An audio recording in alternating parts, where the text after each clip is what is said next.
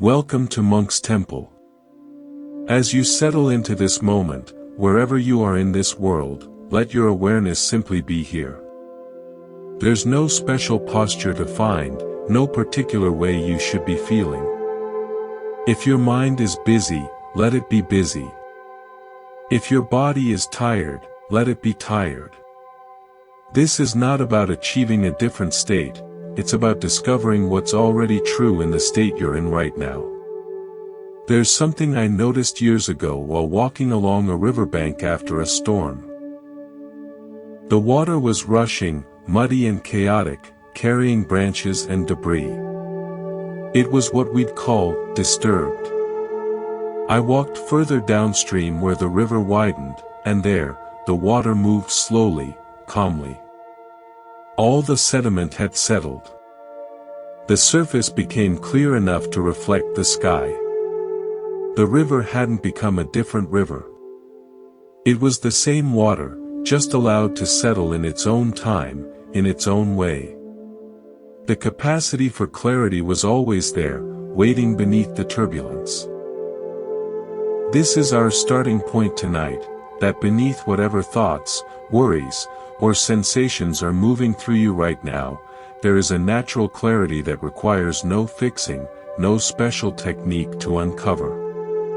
It's like the sky that's always present above the clouds, or the deep stillness at the bottom of a turbulent sea. This is what we might call your ordinary mind, not the content of your thoughts, but the awareness that knows the thoughts are happening. I'd like to share a personal story that helped me understand this. Several years ago, I was going through a particularly difficult period. My mind felt like a tangled knot of anxieties, about work, about relationships, about the future. I decided to visit an old botanical garden, thinking the quiet might help. As I walked through the greenhouse, I noticed an elderly gardener tending to orchids with unbelievable care. His hands moved with a steady precision, but what struck me most was his face.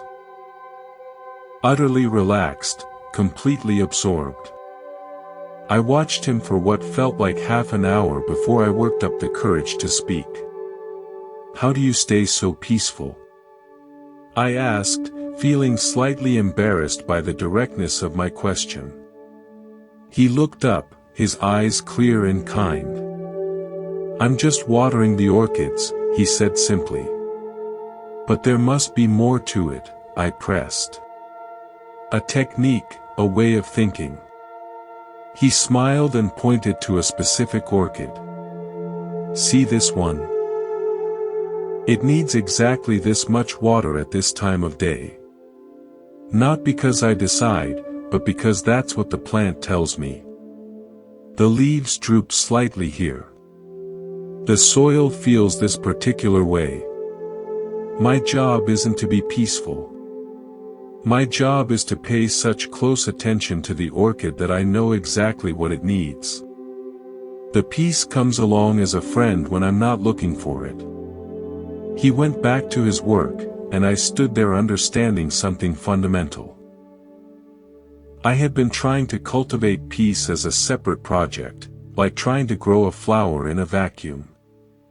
But peace isn't something you grow separately, it's the natural companion of wholehearted engagement with what's right in front of you.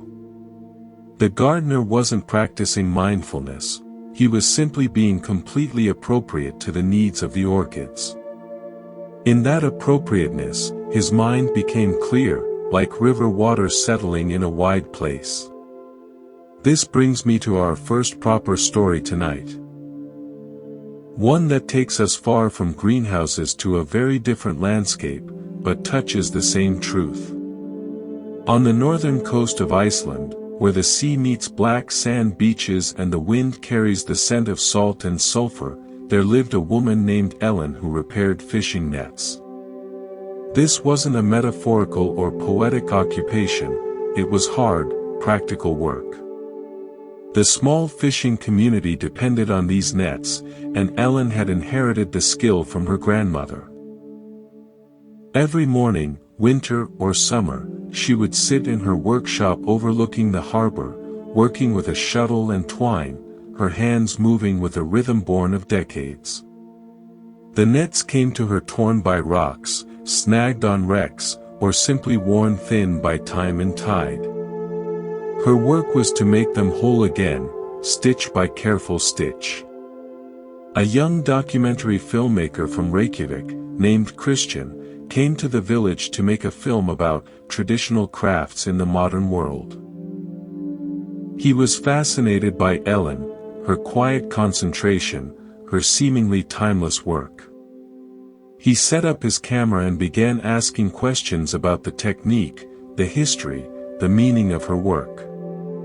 Ellen answered politely but briefly, her eyes rarely leaving her work.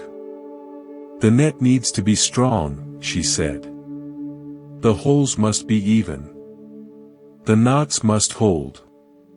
After several days of filming, Christian grew frustrated.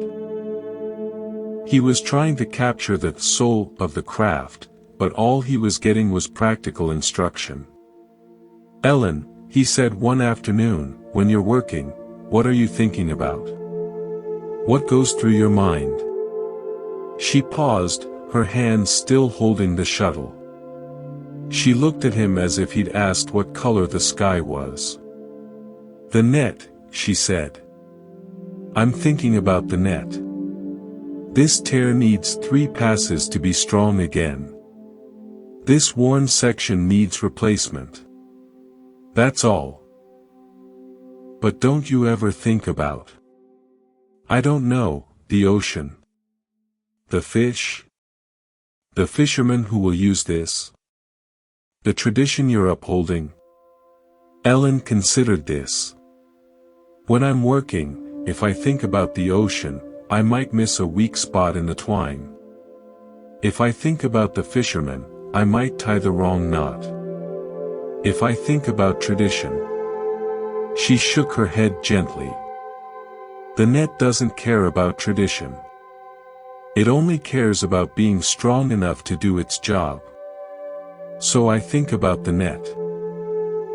Just the net in my hands, just this stitch, just this repair." Christian was silent. He had been looking for a story about connecting to heritage, about meaning, about something larger than oneself. But Ellen was showing him something else entirely, that true connection happens not by thinking about connection, but by being so completely present with the task at hand that there's no separation between the doer and the doing. He put his camera down and asked if he could try. Ellen showed him the basic stitch. His first attempts were clumsy, his mind everywhere but on the net, worrying about looking foolish, thinking about camera angles, planning his next question. The stitches were uneven, the tension wrong.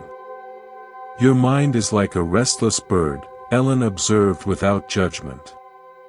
"Trying to land everywhere at once. Just let it land here." She pointed to the exact point where the needle should go through next. Christian took a breath and tried again. This time, he focused only on the next stitch. Then the next.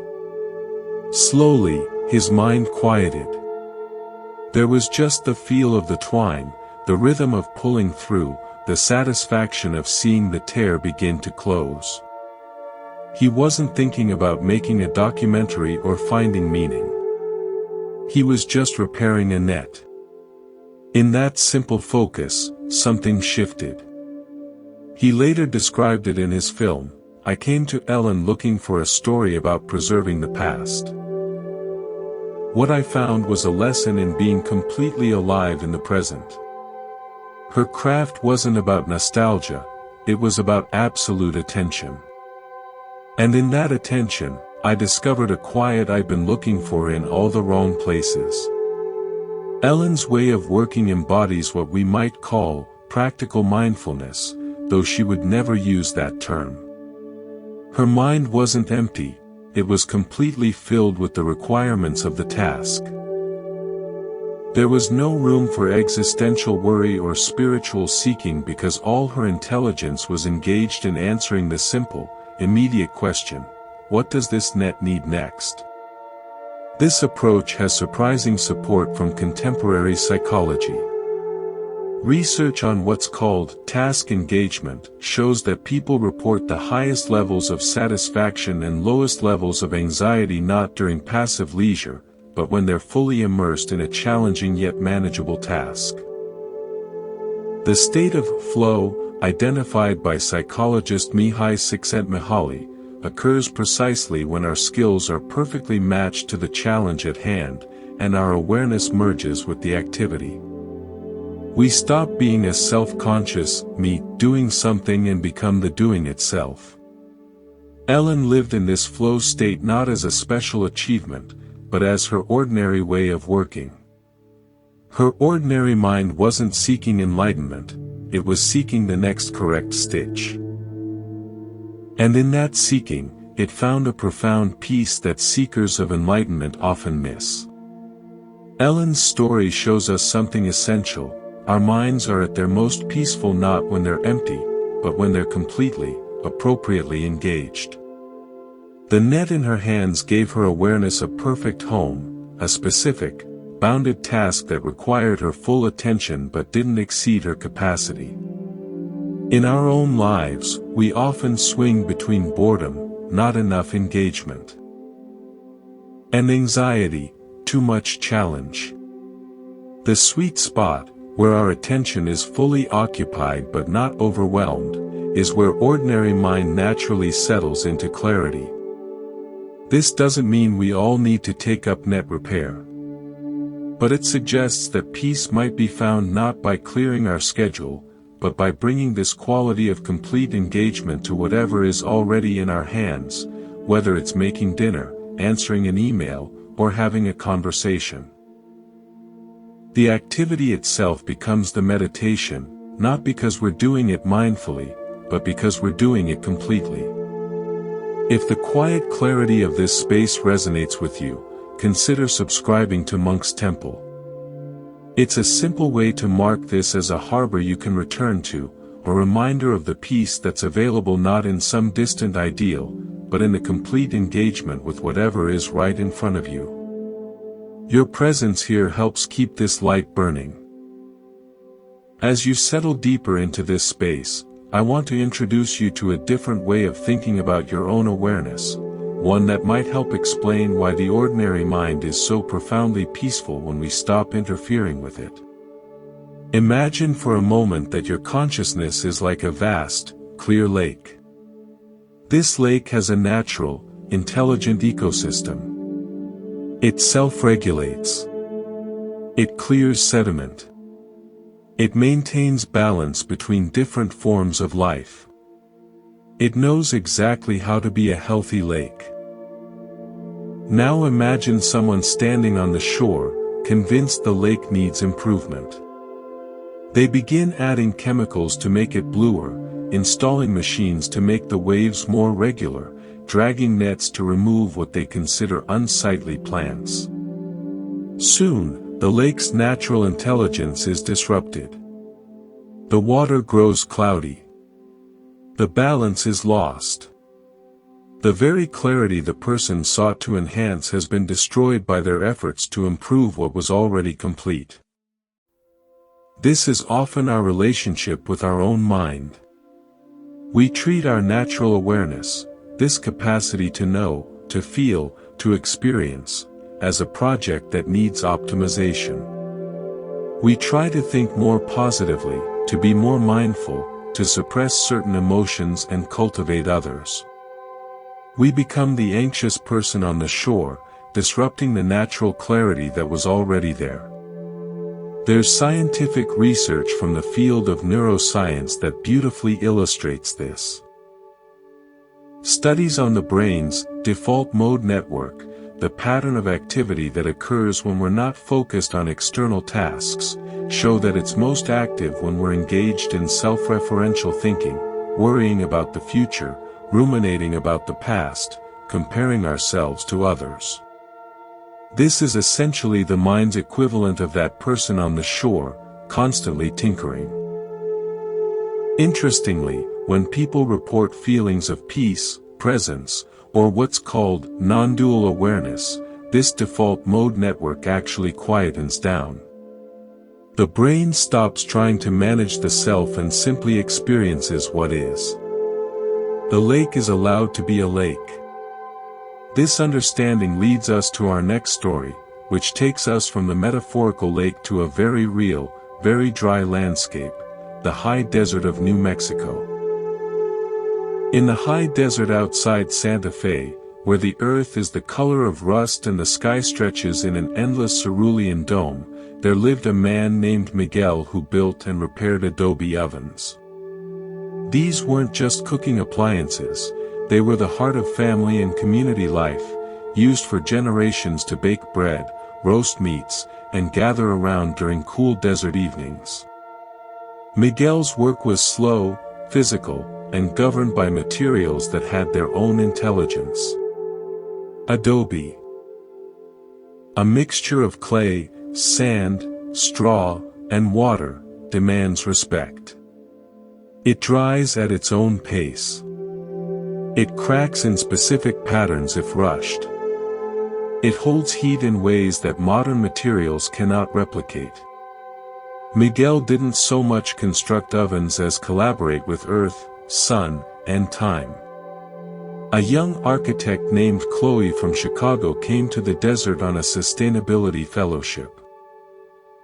Trained in computer models, tensile strengths, and efficiency metrics, she was drawn to Miguel's work as an example of vernacular architecture.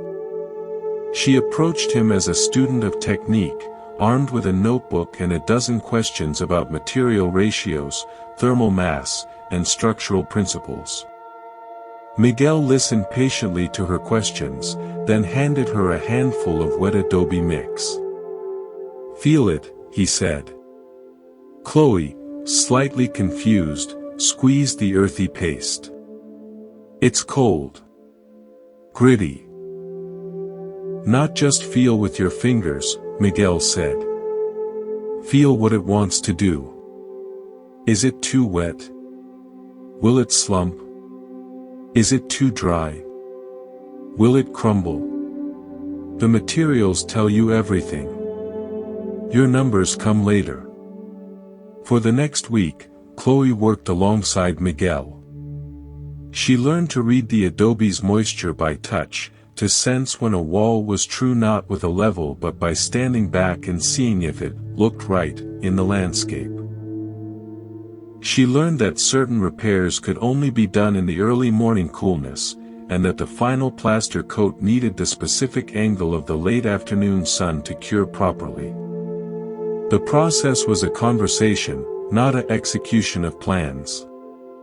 One afternoon, struggling to fix a stubborn crack that kept reappearing, Chloe grew frustrated. "According to my calculations, this reinforcement should work," she said, examining her sketch. Miguel sat beside her in the shade of a juniper tree. "You are trying to tell the earth what to do," he observed gently. "Instead, ask it what's wrong. That crack is speaking. It says the ground shifts here when the rains come.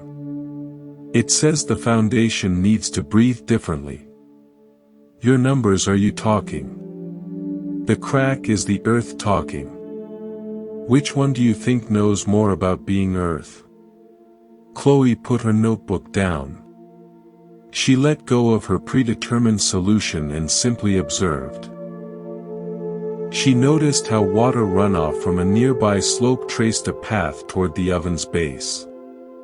She felt how the soil in that particular spot remained damp long after everywhere else had dried. The crack wasn't a problem to be solved by her intelligence, it was a message about the land's intelligence. Instead of fighting it with reinforcement, she and Miguel created a small gravel channel to redirect the water and rebuilt that section with a more porous mix. The crack stopped appearing. This experience changed Chloe's understanding of her entire profession. She had been trained to impose design upon sights. Miguel worked by listening and responding to what the sight already knew. His mind wasn't filled with concepts of sustainability, it was engaged in a direct dialogue with the requirements of place and material. In that dialogue, there was no separate Miguel being sustainable, there was just appropriate response, which by its nature was sustainable. Back in Chicago, Chloe began applying this principle. Before drawing a single line, she would spend hours on a building site, observing light patterns, wind directions, how people naturally move through the space. Her designs became less about dramatic statements and more about elegant answers to questions the site was already asking. Her colleagues noticed she seemed less stressed, more certain in her decisions. She had stopped trying to force her will upon the world and had started collaborating with it. The peace she found wasn't the absence of challenge, but the absence of the internal struggle against reality. Miguel's way of working reveals something crucial about ordinary mind: it is relational intelligence. It's not a closed system of thoughts and concepts, but an open, responsive awareness that learns by listening. Listening to materials, to the body, to other people, to situations as they unfold. When we're caught in our thinking mind, we're like Chloe with her notebook, trying to apply pre-existing formulas. When we drop into ordinary mind, we become like Miguel, feeling the adobe, hearing what the crack has to say. This relational quality has deep roots in human cognition. Philosophers like Martin Buber wrote about the difference between an I-it relationship, where we treat the world as an object to be used or analyzed, and an I-thou relationship, where we engage with the world as a living presence. Miguel lived in an I-thou relationship with the earth, the sun, the adobe. His consciousness was not separate from his environment, it was part of a continuous field of intelligence. We can apply this right now, in this moment. Instead of treating your body as an it that should be more relaxed, or your breath as an it that should be calmer, try engaging with them as a thou. Feel into the actual sensations without an agenda. Listen to what your tiredness might be telling you. Notice what your breath wants to do on its own. This shift from manipulation to relationship is where struggle ends and natural harmony begins. The lake of your awareness knows how to be clear. The materials of your present moment know what they need. Your thinking mind's job is not to manage everything, but to listen well enough to participate intelligently in processes that are already intelligent. When you stop being the manager on the shore and start being the lake itself, or a respectful partner to the clay, something in you settles that no self-improvement project could ever reach. As we continue, I'd like you to consider a simple but profound shift in perspective. We often think of our life as a line, a timeline stretching from birth, through various events, towards some future point. We exist somewhere along this line, looking back with regret or nostalgia, looking forward with anticipation or anxiety. We measure progress. We feel behind. We rush to catch up. This linear view is so ingrained that we seldom question it. But what if your life isn't a line at all? What if it's more like a sphere, a complete orb where every point is equally central? In a sphere, there is no ahead or behind. The center is everywhere. The present moment isn't a point you're passing through on your way somewhere else, it's the very center of your entire experience. Past and future are not destinations, they are aspects of this present center, like different colors in the same light. This spherical view of time has support from an unexpected place, physics. In Einstein's theory of relativity, there is no universal now. What we experience as the present is a relative phenomenon. Some physicists and philosophers, like Julian Barber, have suggested that time as we feel it, as a flowing river, may be an illusion of consciousness. In this view, all moments exist equally in a kind of eternal now. While this might sound abstract, its practical implication is beautiful. The pressure to get somewhere in time relaxes. You are already at the center of your own sphere. This understanding brings a different quality to ordinary moments. When you're washing dishes, you're not on your way to having clean dishes. The washing is itself complete. When you're walking somewhere, you're not just in transit to a destination. The walking is itself the destination of your feet in that moment. This isn't poetic exaggeration, it's a literal reorientation of attention from the imaginary line to the actual sphere. Let me share a story that illustrates this, set in the bustling, neon-lit streets of Tokyo's Shibuya district. In the middle of what is arguably the busiest pedestrian crossing in the world, where thousands of people surged like schools of fish with every light change, there stood a small, traditional tea shop run by an elderly woman named Hannah. The shop was an anachronism, wood and paper amidst glass and steel, quiet ceremony amidst frantic movement. Hannah served matcha in the traditional way, a process that could take 10 minutes of precise, deliberate movements. Most people rushed past her shop, late for meetings, eyes on phones. But a few would notice the oasis of calm and step inside. Among them was a young financial analyst named Kenji. His life was numbers, deadlines, and the constant pressure of the ticking clock. He was suffering from severe insomnia and anxiety, his mind always 3 steps ahead, calculating risks, anticipating problems. One rainy evening, utterly exhausted, Kenji stumbled into Hannah's shop almost by accident. He ordered tea simply to get out of the rain. He watched impatiently as Hannah performed her ritual, heating the bowl, whisking the powder, pouring the water with exacting care. "Could you hurry, please?" he asked, looking at his watch.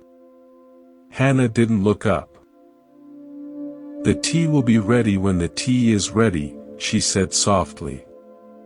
"The water must be exactly this temperature. The whisk must make exactly this many turns. There is no hurrying a thing that has its own time." Frustrated but trapped by the rain, Kenji sat back. As he watched, something about the absolute commitment to the process began to disarm him. Hannah wasn't doing this for show. She wasn't even doing it for him. She was simply fulfilling the requirements of making matcha properly. Her attention was complete, spherical. She wasn't thinking about the next customer or the cleanup. She was entirely in the sphere of this bowl, this whisk, this moment. When she finally placed the bowl before him, the surface was a perfect, frothy emerald green. "Now," she said. "Drink it before it settles." Kenji took a sip. The flavor was astonishing, deep, slightly bitter, incredibly vivid. In that moment, he wasn't thinking about his pending reports. He was just tasting tea. The experience was so complete it felt like time had stopped. He began returning daily. Not because he particularly loved matcha, but because those 10 minutes in Hannah's shop were the only time his mind stopped its frantic linear racing. He started to notice the details of the ritual, the sound of the bamboo whisk against ceramic, the way the light changed in the tiny courtyard garden, the seasonal flower Hannah placed in the alcove. One day, he asked her, "How can you be so peaceful here, in the middle of all this chaos?" He gestured toward the roaring scramble of Shibuya outside. Hannah smiled. "The chaos is on a line, rushing from one point to another. My tea is in a sphere. In here, we are at the center. The chaos goes around us, but it cannot come in unless we invite it by thinking we should be somewhere on its line."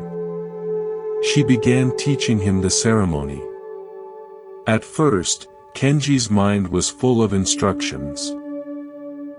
Am I holding the whisk right? Is the water hot enough? His movements were stiff, the result lumpy. Hannah would gently correct him. You are trying to reach the end of making tea. There is no end. There is only making. Be in the center of the making. Gradually, Kenji learned to let go of the goal, the perfect bowl of tea, and simply inhabit each step, the feel of the warm bowl, the sound of the water pouring, the motion of his wrist while whisking. He discovered that when he stopped trying to reach the end of the process itself became deeply satisfying. He wasn't moving along a line toward tea, he was at the center of the sphere of tea making. He began to apply this unconsciously at work. Instead of seeing his day as a line of tasks to complete, he tried to be completely in the center of each task. Writing an email became its own complete sphere, not just a step toward clearing his inbox. A meeting became its own sphere, not just an obstacle before lunch.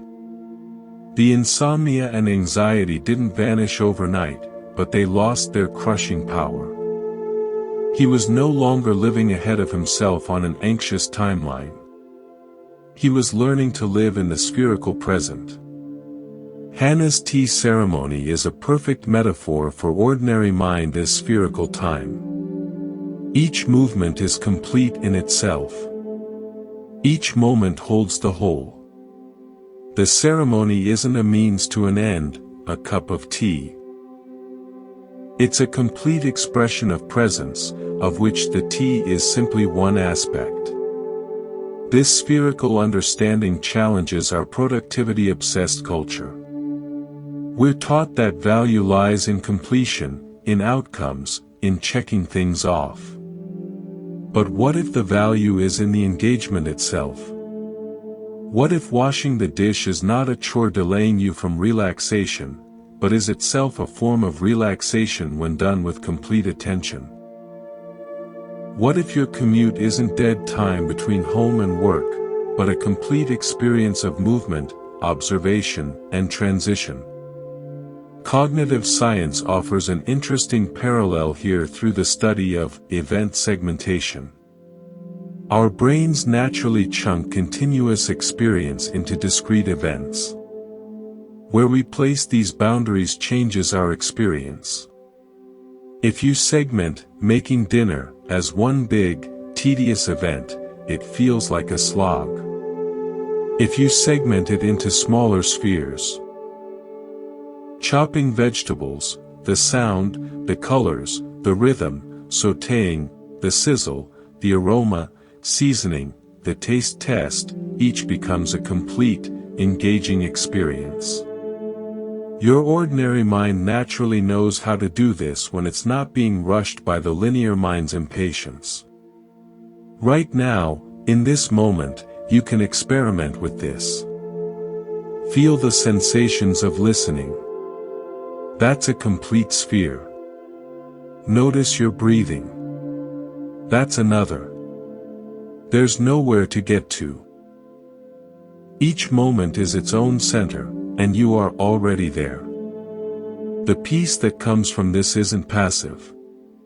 It's the dynamic peace of being fully appropriate to the requirements of the present sphere, whether that sphere contains making tea, writing a report, or simply resting. You stop missing your life while trying to get to it. There's a concept in ecology called emergent property, the idea that a whole system can display qualities that aren't present in any of its individual parts. A single neuron isn't conscious, but a brain made of billions of neurons gives rise to consciousness. A single water molecule isn't wet, but a collection of them creates wetness. The property emerges from the relationship between the parts, not from the parts themselves. I'd like to suggest that peace, clarity, and what we've been calling ordinary mind, might be emergent properties too. They aren't qualities you can manufacture directly by following steps.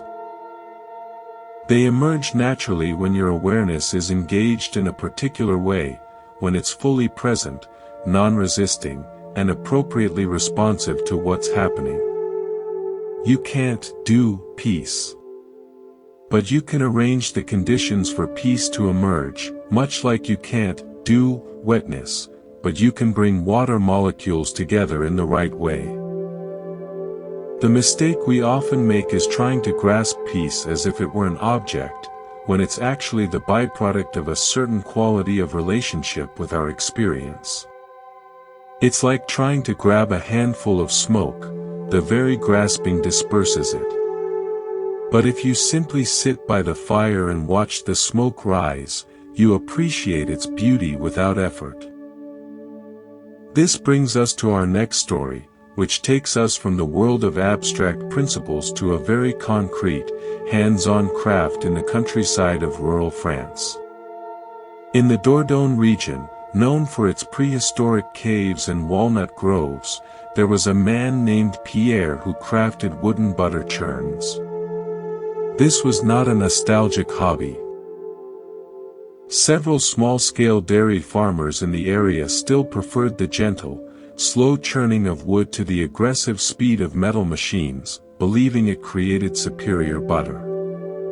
Pierre's workshop was in a centuries-old stone barn, filled with the scent of oak, walnut, and beeswax. His process was unhurried. He would select wood with specific grain patterns, shape the staves, fit them together without nails or glue. Just precise joinery that would swell with the butter's moisture to form a perfect seal. The final step was to season the churn with salt and oil, a process that took weeks. A young engineering student named Leah was visiting her aunt in the village. Fascinated by what she saw as an inefficient technology, she decided to interview Pierre for a project on obsolete crafts. She approached with her tablet, ready to document his quaint methods.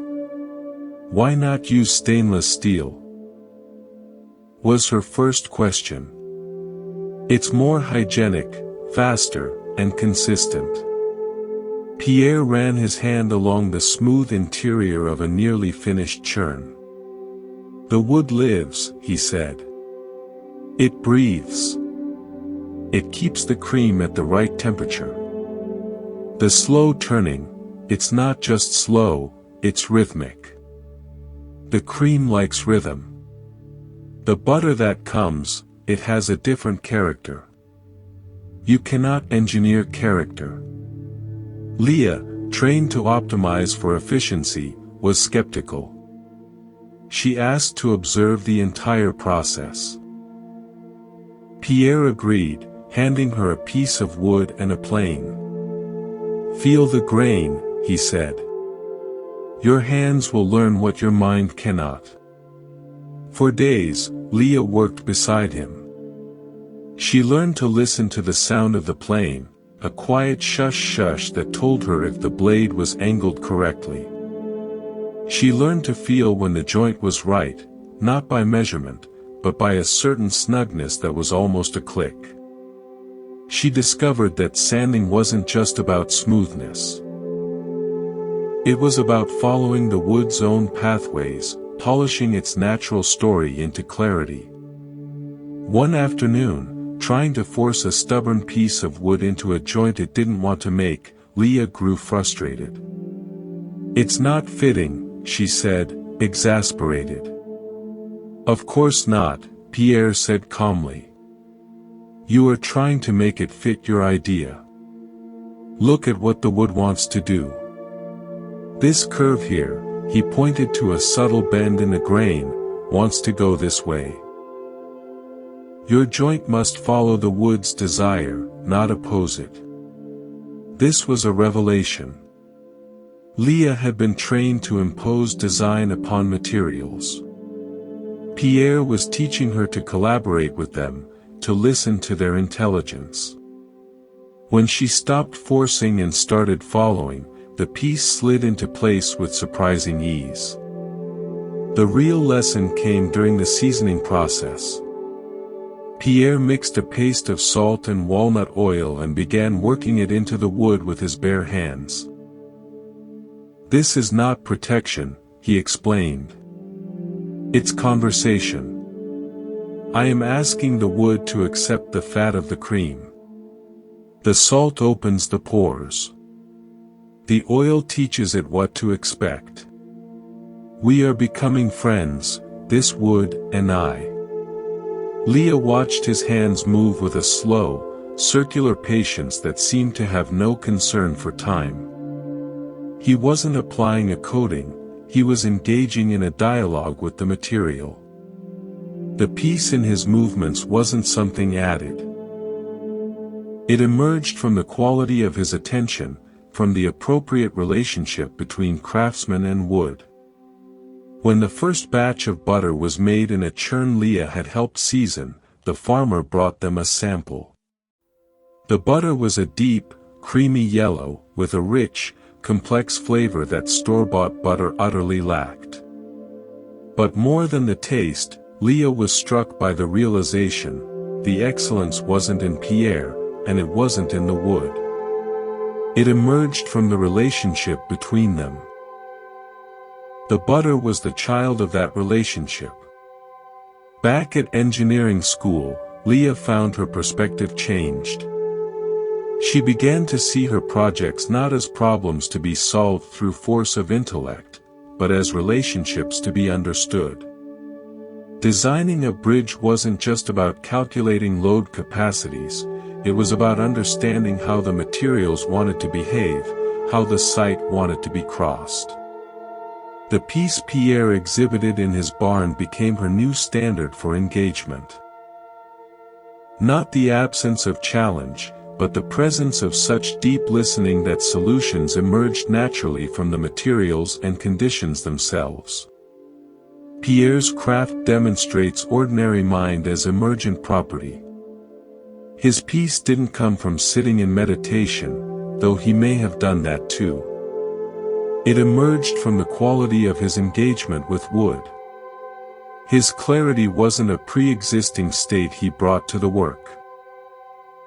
It was the natural result of paying such close attention that he could hear what the wood was saying. This has profound implications for how we approach our own lives.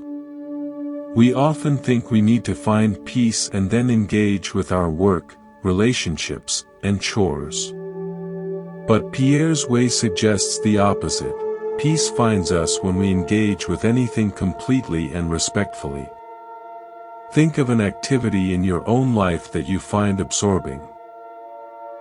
Maybe gardening, cooking, fixing something, playing music, or even organizing a space. In those moments, you're likely not thinking about being peaceful. You're just fully engaged. And yet, peace is there as an emergent property of that full engagement.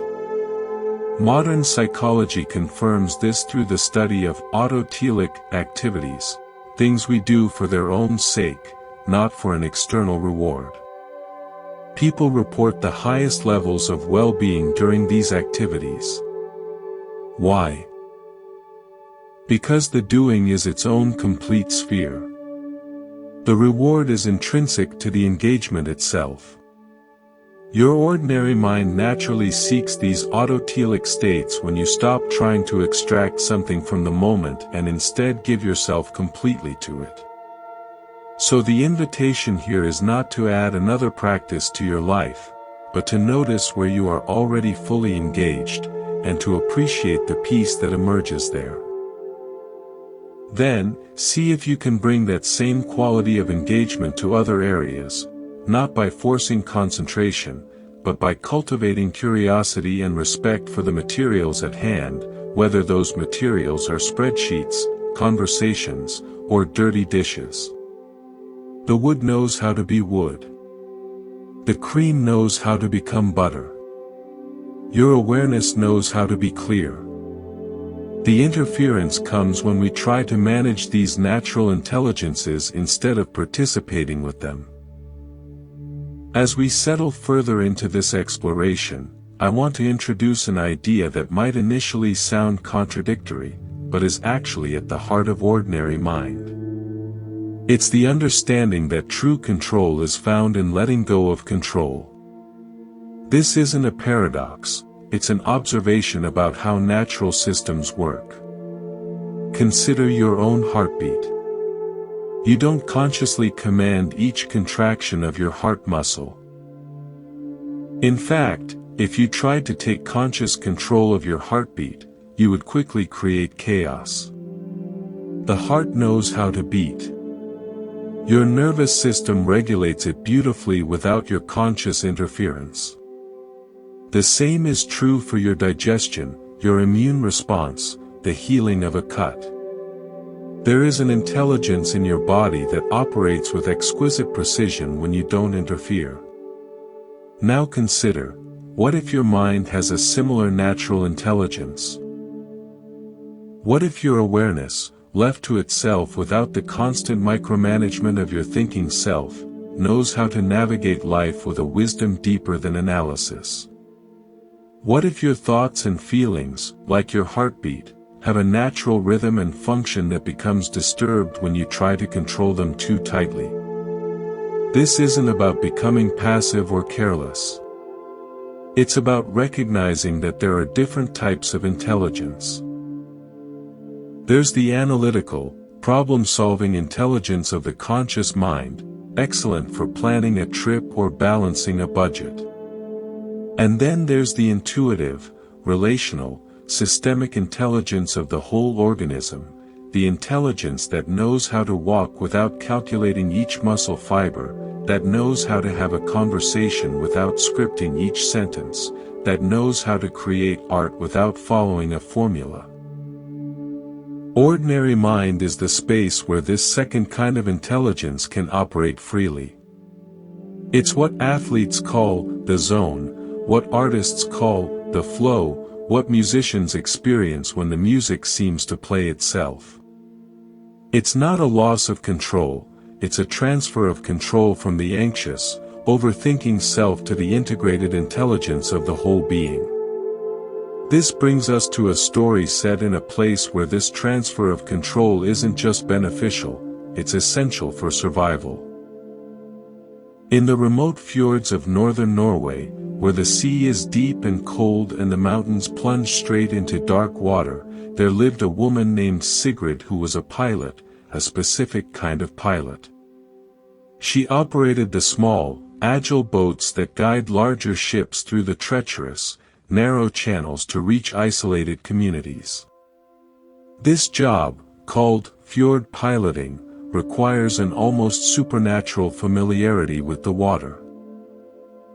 There are rocks that surface only at certain tides, currents that change direction with the wind, and shallow shelves that aren't on any chart. Sigrid learned from her father, who learned from his father.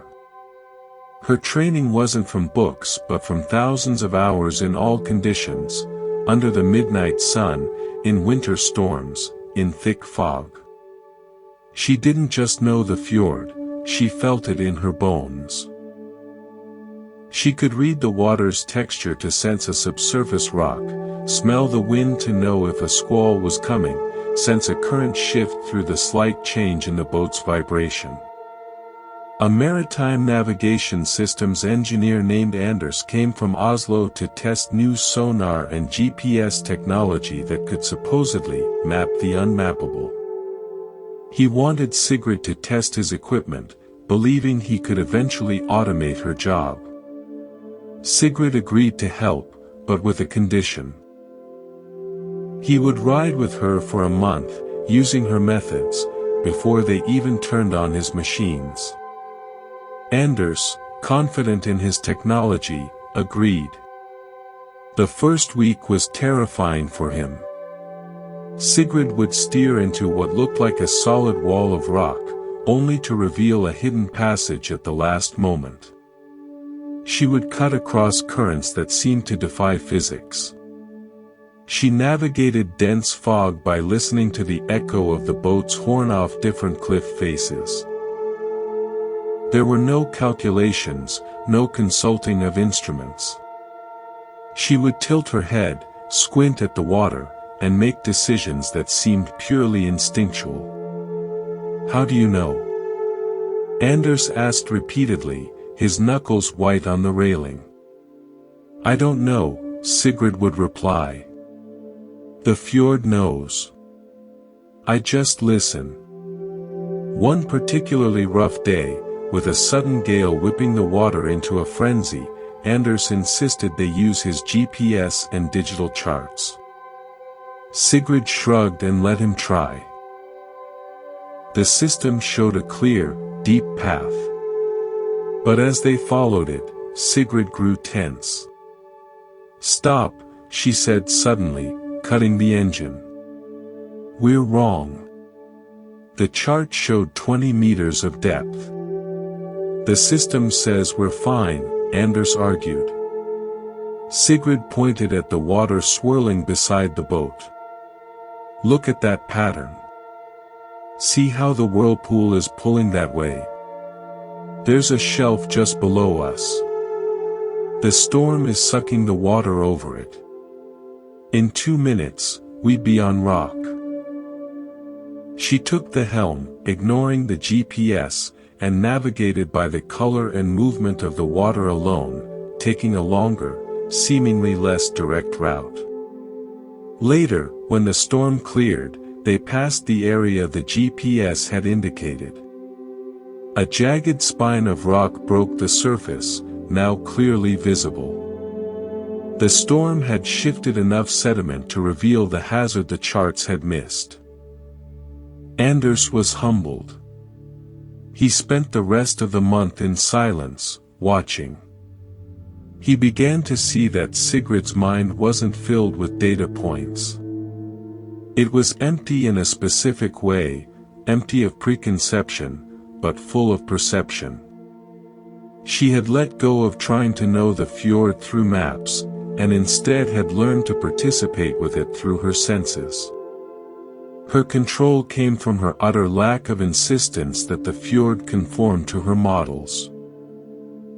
She surrendered to its reality, and in that surrender, she gained an unerring ability to navigate it. He eventually concluded his report with a surprising statement: "The most advanced navigation system is not a computer. It is a human awareness that has stopped telling the world what it should be and has learned to listen to what it is. Technology can assist this awareness, but never replace it. The goal is not autonomous ships, but integrated pilots." Sigrid's way of being demonstrates ordinary mind as participatory intelligence. She didn't stand apart from the fjord as a separate entity trying to control it. She joined with it. Her consciousness and the fjord's conditions became a single, responsive system. Her letting go of conceptual control, the maps, the calculations, allowed for a more profound, real-time control to emerge, the control that comes from perfect alignment with reality as it is. We can see this principle in various domains. In martial arts like Aikido, the practitioner learns to blend with an opponent's energy rather than opposing it directly, using the attacker's own force against them. In improvisational music, musicians listen so deeply to each other that the music seems to compose itself. In each case, excellence comes not from imposing a plan, but from releasing into a participatory relationship with what's happening. How does this apply to daily life?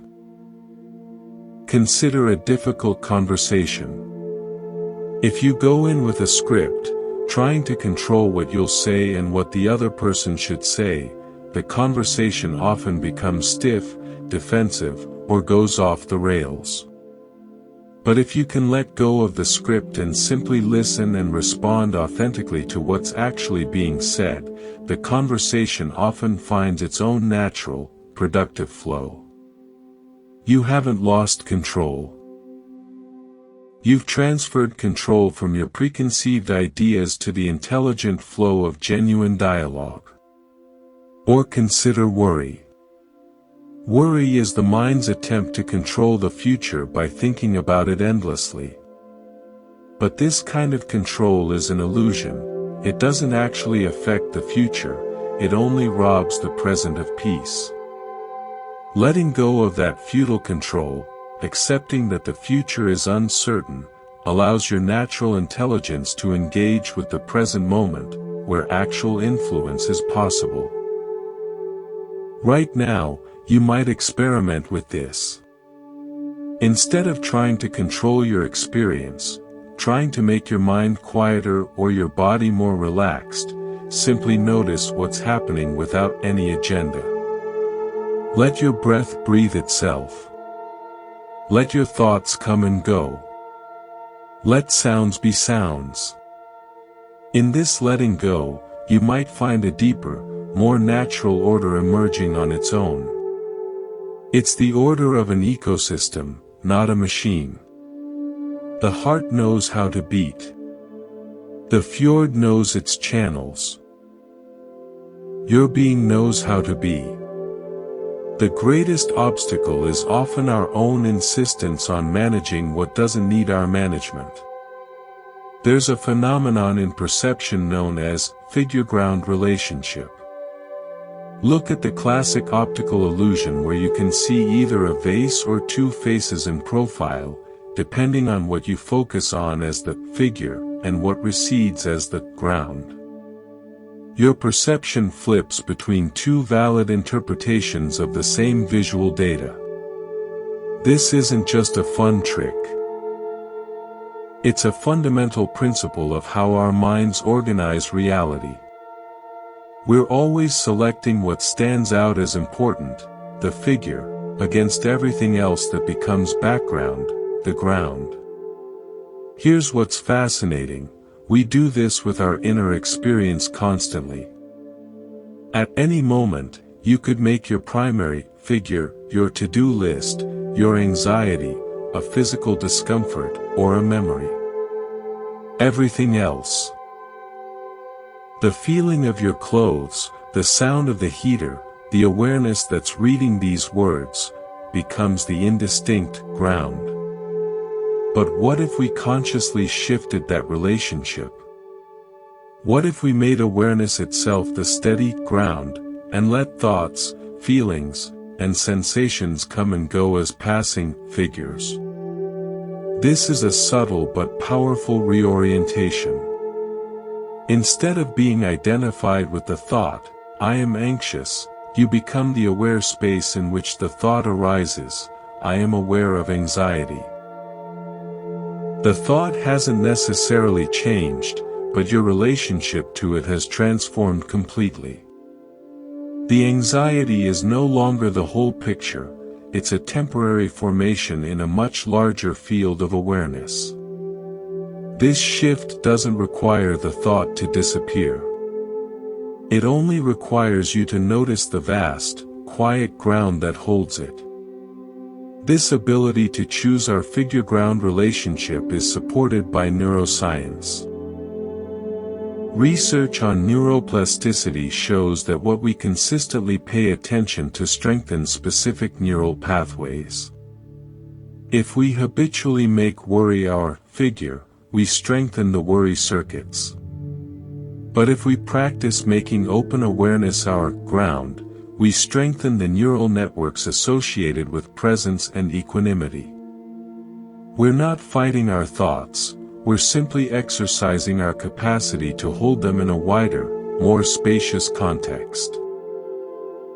Let's explore this through a story set in a place where the natural environment itself teaches this lesson daily, the boundary between ocean and shore.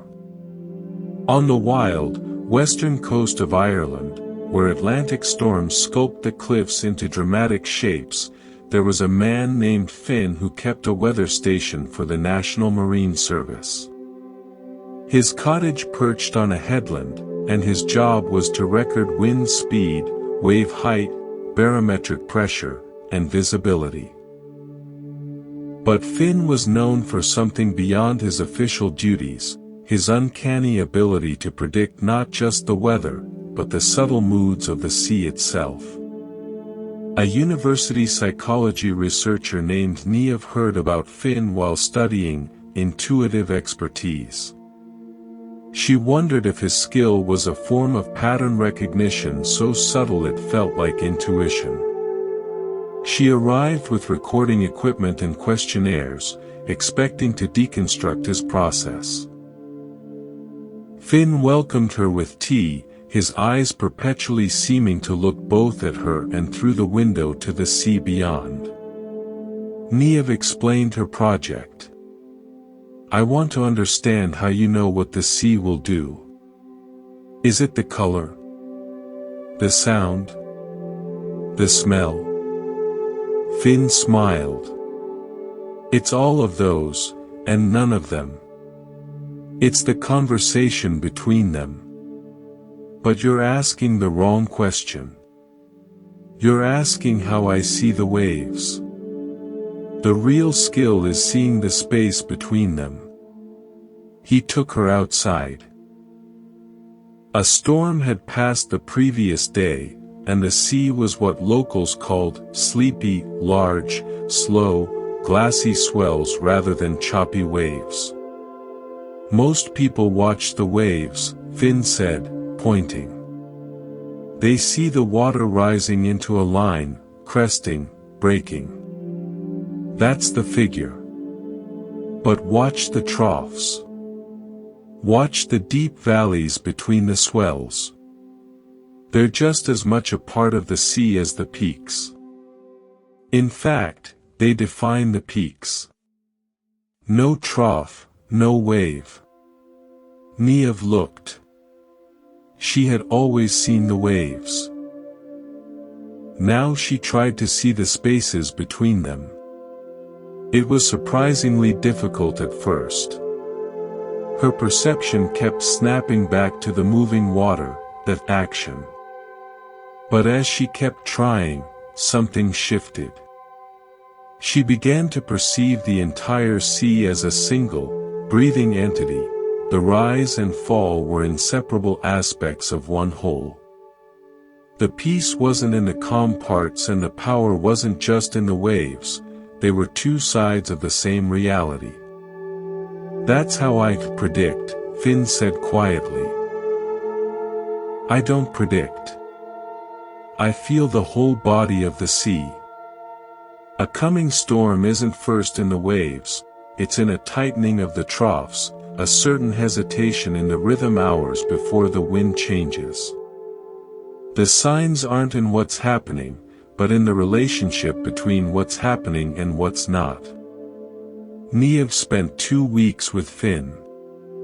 She stopped trying to note down his methods, and instead tried to see what he saw. She practiced on the cliffs, letting her awareness expand to take in the whole seascape, the sky, the water, the rocks, the air pressure on her skin, the salt taste on her lips, without focusing on any one element. She found that when she did this, she could sometimes sense a change coming, not as a thought, "I think a storm is coming," but as a felt shift in the entire field of her perception. One evening, as they recorded the day's data, Niamh had a realization. "You're not just observing the sea from out here," she said, tapping her forehead. "You're letting the sea observe itself through you. Your awareness isn't separate from what you're aware of. Finn nodded. The cottage is here, he said, pointing to the building. But my mind is out there, he gestured to the vast horizon. Where does the sea end and my feeling of it begin? Draw that line for me. I've never been able to find it. Back at the university, Niev wrote a paper that challenged some of her field's assumptions. She argued that expertise isn't just about accumulating discrete bits of knowledge, but about developing a perceptual field where the observer and the observed become a continuous system. Finn's skill wasn't in his brain alone, it was in the extended system of Fincliffe sea weather. His mind had learned to make itself at home in that entire system, not just in his skull. Finn's way of perceiving teaches us that ordinary mind is this expanded field of awareness. We habitually live in a narrowed state, making one thought or problem our entire figure. But we have the capacity, like Finn looking at the sea, to widen our attention to include the whole field, the thought, the space around the thought, the body sensing the thought, the awareness knowing all of it. In this wider view, problems don't necessarily vanish, but they cease to dominate the entire landscape. You can practice this right now. Instead of focusing on the content of your thoughts, notice the space between them. Instead of focusing on a particular sensation, feel the whole field of sensations in your body. Instead of latching onto one sound, listen to the entire tapestry of silence and sound in your environment. This isn't about ignoring anything, it's about including everything in a softer, wider awareness. When you make this shift, something interesting happens. The sense of a separate, you, having an experience softens. There's just experiencing. The boundary between inner and outer becomes more permeable, like Finn feeling no clear line between himself and the sea. This is the essence of what some call non-dual awareness, not two things, you and the world, but one seamless field of experiencing. In practical terms, this means that when you're stuck on a problem, instead of staring harder at it, making it the only figure, you can relax your gaze and include the whole context, your body, the room, your breath, the bigger picture. Solutions often arise not from relentless analysis of the figure, but from insights that come from the ground. Creativity works this way. So does emotional resilience. So does simple peace. The sea is both wave and trough. Your mind is both thought and the aware space holding thought. You have a choice, in every moment, of where to place your primary identification. Choosing the ground doesn't negate the figures of life, it simply puts them in their proper, proportionate place within a vast and steady whole. I'd like to introduce you to a concept from systems theory called requisite variety.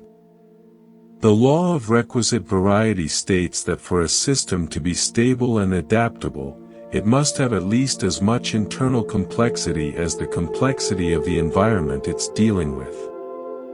In simpler terms, to handle a complex, changing world, you need a flexible, responsive mind.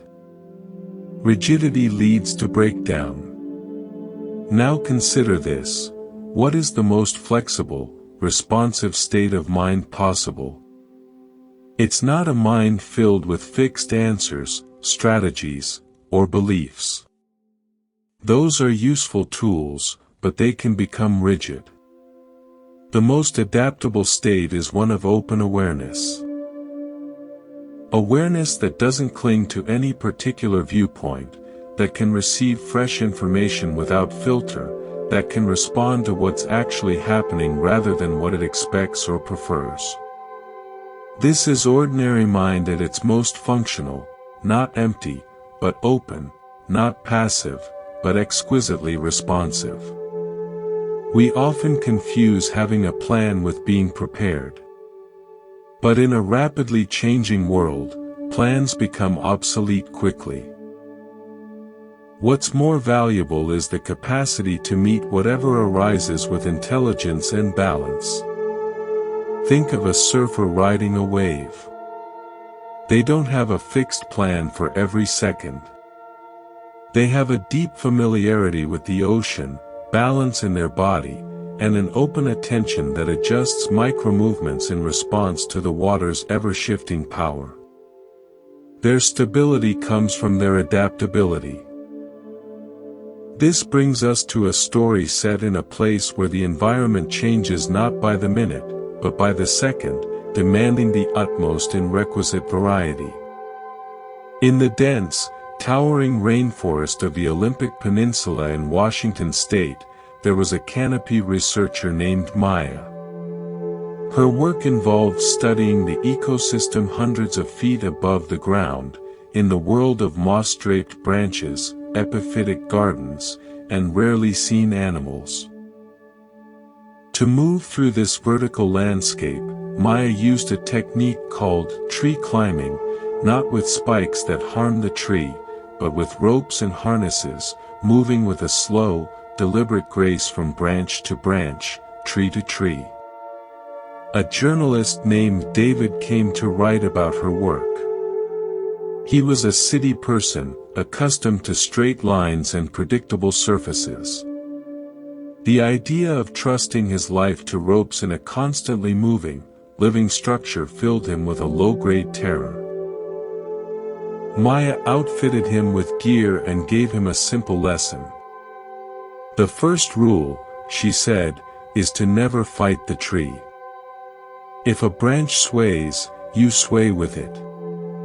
If the wind blows, you become part of the movement. Your rigidity is your enemy. Your adaptability is your safety. David's first ascent was a lesson in humility.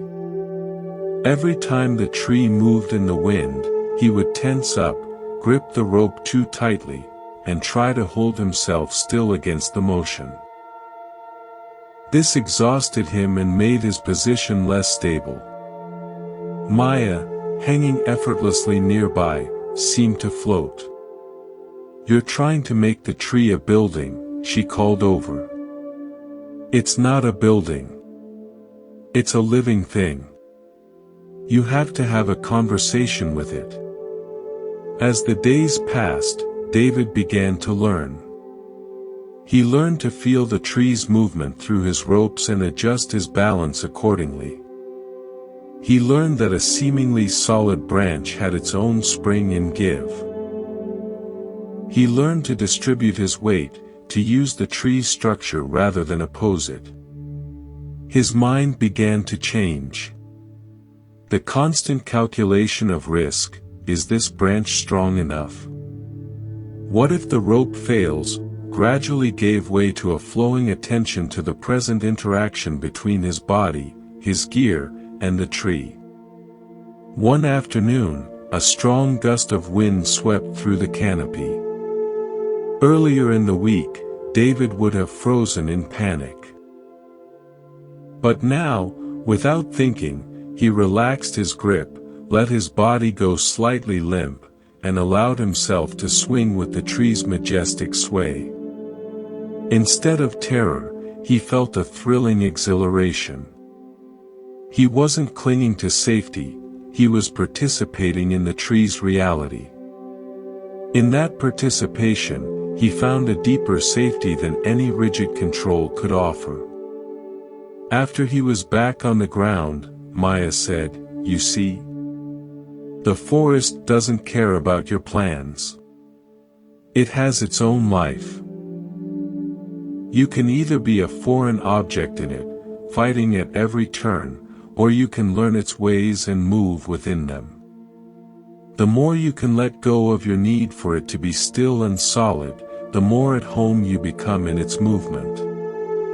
David's article ultimately focused less on the scientific discoveries and more on this philosophical lesson.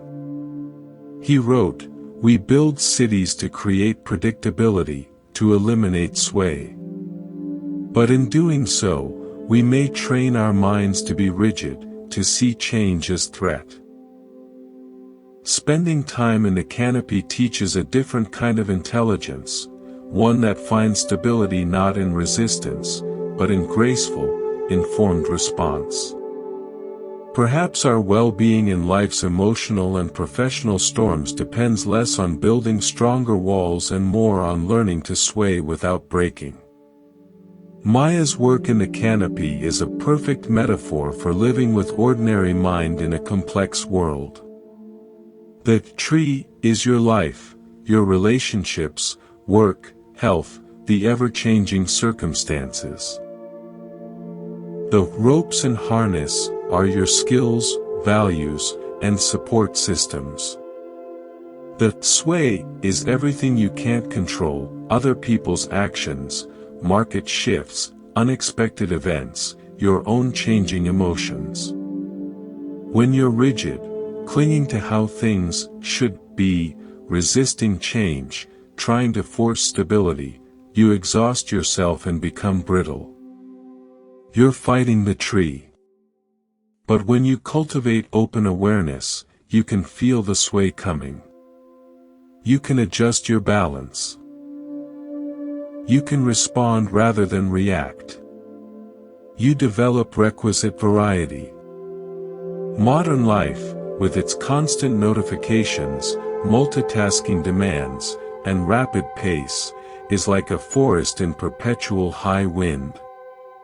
Our typical response is to try to grip tighter, to plan more, control more, optimize more.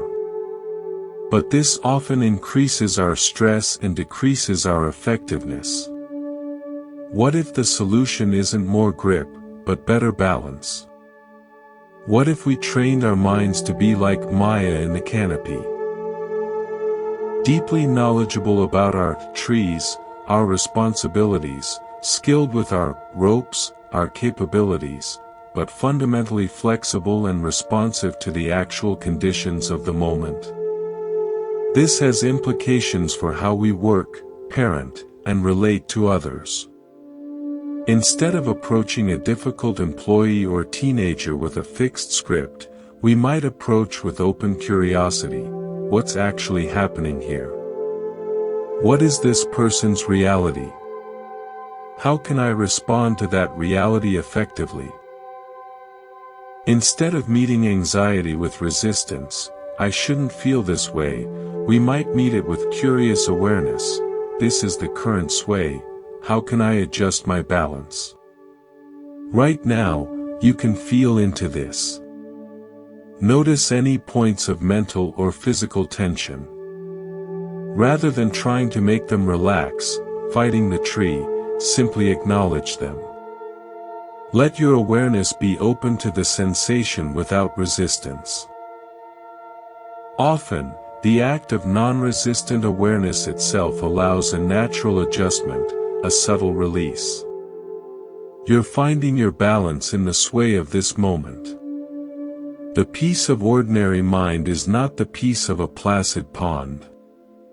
It's the dynamic peace of a skilled sailor in changing winds, a surfer on a shifting wave, a climber in a living tree. It's the stability that comes not from stillness, but from perfect adaptability.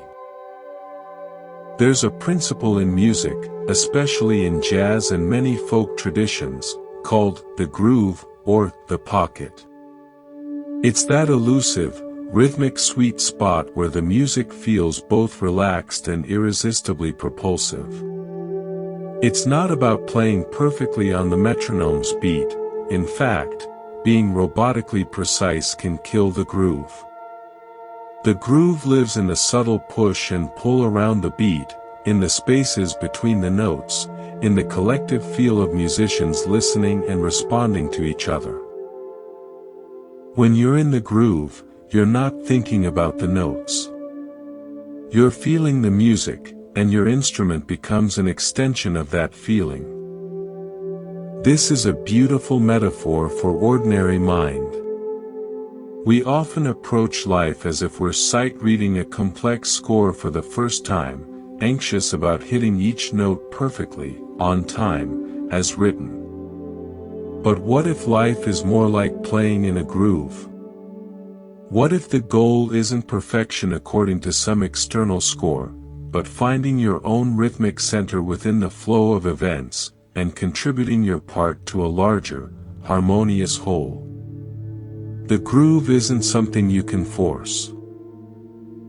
You can't try to be in the groove. You find it by listening to the other musicians, to the silence, to your own internal rhythm, and then playing from that listening. It's a state of relaxed, attentive participation. And when you're in it, effort vanishes. You're carried by the music itself. This brings us to a story set in a city known for its musical groove, but focusing on a craft that operates at a much slower, deeper rhythm. In the French Quarter of New Orleans, amidst the constant hum of jazz, the scent of magnolia and beignet, and the crush of tourists, there was a tiny, quiet shop where a man named Beau restored antique clocks. His workshop was a sanctuary of silence in the sonic heart of the city. While second-line parades passed by with brass bands, Beau worked with a loop in his eye, his hands steady as he repaired delicate escapements and cleaned 100-year-old gears. A music producer named Lena, burned out from constant deadlines and the pressure to create the next hit, wandered into his shop one afternoon, seeking refuge from the noise. She watched, mesmerized, as Beau brought a silent, broken Victorian mantel clock back to life.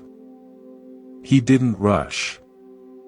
Each movement was deliberate, each adjustment minute.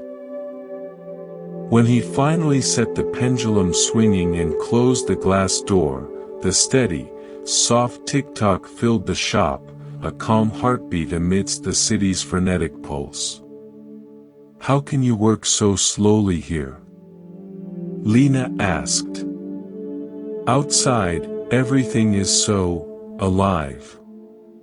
And you're in here with things that mark dead time." Beau looked up, a gentle smile on his face. "Dead time? Listen." He held up a hand for silence. The clock's tick was steady, but if you listened closely, it wasn't monotonous. There was a tiny, almost musical space between the tick and the talk. "This clock has a groove," he said. "A rhythm it settled into over a century ago. My job isn't to make it keep perfect atomic time. My job is to find its original groove and help it settle back into it. If I force it, if I tighten a spring too much or true a gear too perfectly, the groove is lost. It becomes mechanical, not alive." He pointed out the window to the street, where a jazz trio was setting up. "Their groove is fast, loose, full of notes.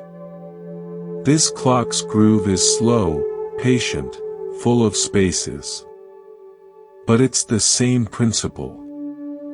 They're both finding the natural rhythm of the thing and riding it." Lena, whose life was a blur of synthesized beats and quantized perfection, was intrigued. She began visiting daily, just to sit in the quiet and watch Beau work. He taught her to listen to a clock's health by its sound. A hesitant tick might mean a bent pivot. A grating talk could signal worn teeth. It was a language of subtlety. One day, As she struggled to mix a track that felt stiff and lifeless, Bo's words echoed in her mind, "If I force it, the groove is lost." She realized she had been quantizing every drum hit to the grid, auto-tuning every vocal to perfection. She had been forcing mechanical precision and killing the human groove. She went back to her studio and tried a different approach. She turned off the quantize function. She let the drummer play to a click track but kept his natural fluctuations. She told the singer to do one take, focusing only on the emotion, not the pitch. The result was messy, imperfect, but it had a pulse, a feeling, a groove that her previous, perfect, version utterly lacked. The track felt alive. When she played it for Bo in his shop, the clock's tick-tock providing a slow counter-rhythm, he nodded. "You found it. You stopped trying to build time and started listening for its rhythm. That's all any of this is." He gestured to his clocks, then to the street outside. "Finding the groove of the moment you're in, and playing along with it." Bo's clock restoration reveals ordinary mind as rhythmic intelligence. Life has rhythms, daily rhythms, seasonal rhythms, rhythms of energy and rest, of engagement and withdrawal. Our bodies have circadian rhythms, our hearts have heart rate variability, which is healthiest when it's not perfectly metronomic. Our breath has its own natural, slightly irregular cadence. When we live from our thinking mind alone, we often override these natural rhythms. We use alarm clocks to wake against our sleep cycle, caffeine to override our energy dips, strict schedules that ignore our creative ebbs and flows. We try to force ourselves into a mechanical, precise efficiency. And we wonder why we feel out of sync, stressed, and joyless. But when we drop into ordinary mind, the listening, feeling awareness, we can begin to sense our own groove and the groove of our circumstances. We notice when we're forcing and when we're flowing. We learn to distinguish between healthy discipline, which supports our groove, and rigid control, which destroys it. This applies to how we work. Instead of grinding through an 8-hour day with constant pressure, what if we observed our natural concentration rhythms? Perhaps we work with deep focus for 90 minutes, then take a true break to walk or rest, then return refreshed. That's finding your work groove. It applies to relationships. Have you ever noticed that conversations have a rhythm? There's a back and forth, a pacing. If one person is too rushed or too slow, the groove falters. But when both people are listening and responding naturally, conversation can become a kind of beautiful, improvised duet. It even applies to dealing with difficult emotions. Grief has its rhythm, waves that come and go. Fighting the wave, trying to get over it on a timetable, creates suffering.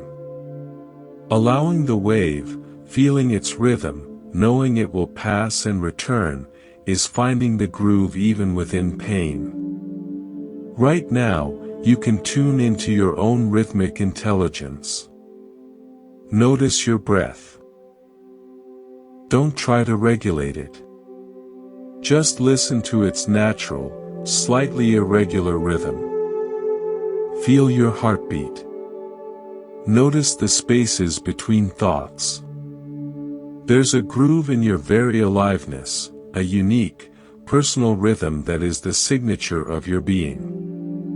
The peace of ordinary mind is, in part, the peace of being in your own groove, not trying to march to someone else's drum or force yourself into a mechanical perfection that life was never meant to have. The clock's truth is in the space between the tick and the talk. The music's truth is in the swing around the beat. Your truth is in the authentic rhythm of your own presence, moment by moment. There's a concept in biology called homeoresis, often contrasted with homeostasis. Homeostasis is the tendency of a system to maintain stable, constant conditions, like your body keeping a steady temperature. Homeoresis is different.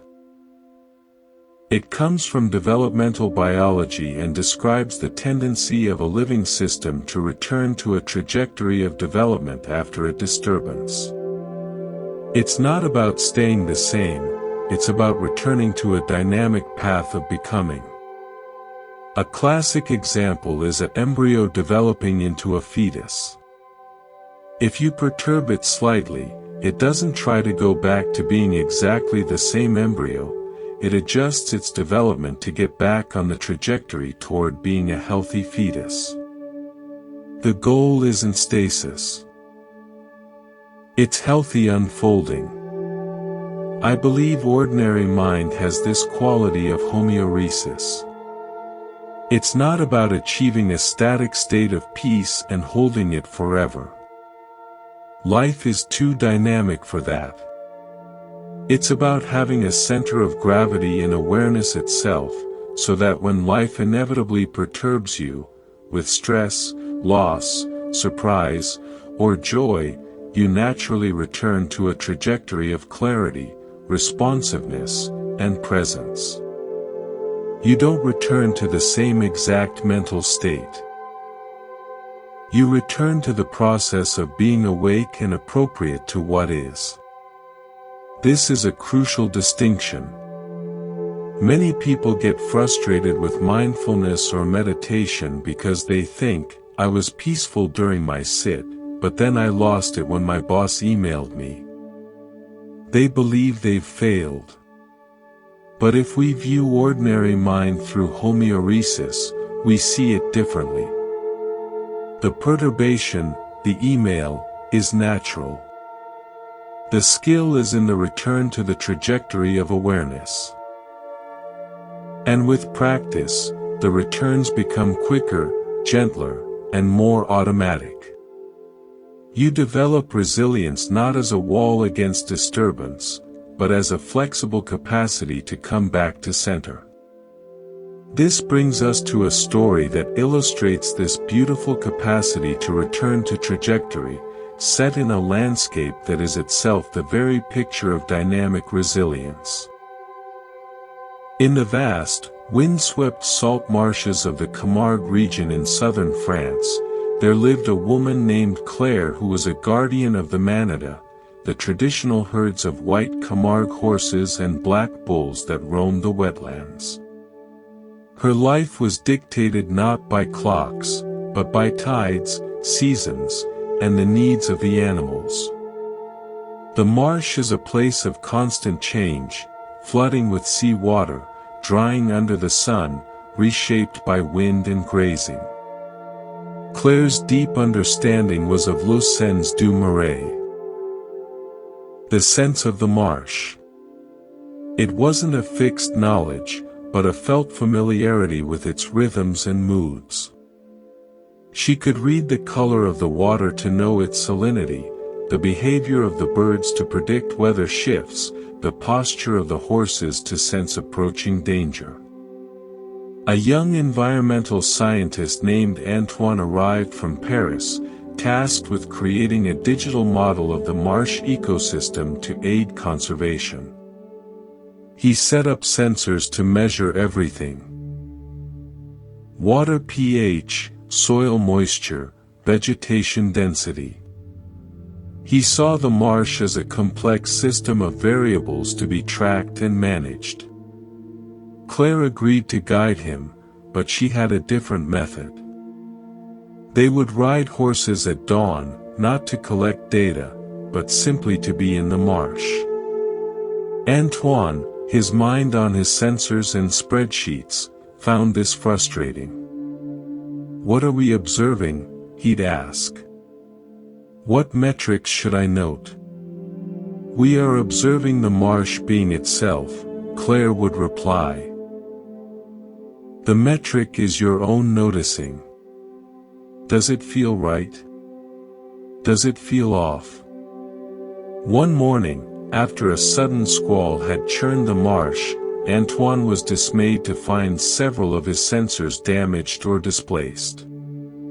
"The data is corrupted. This storm has ruined weeks of work." Claire looked out over the glistening, disturbed landscape. "The marsh isn't ruined," she said. "It's just different. Your model wanted a static marsh. But the marsh is not static.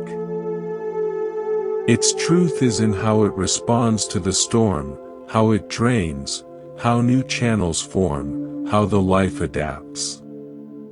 The storm isn't an error in the data.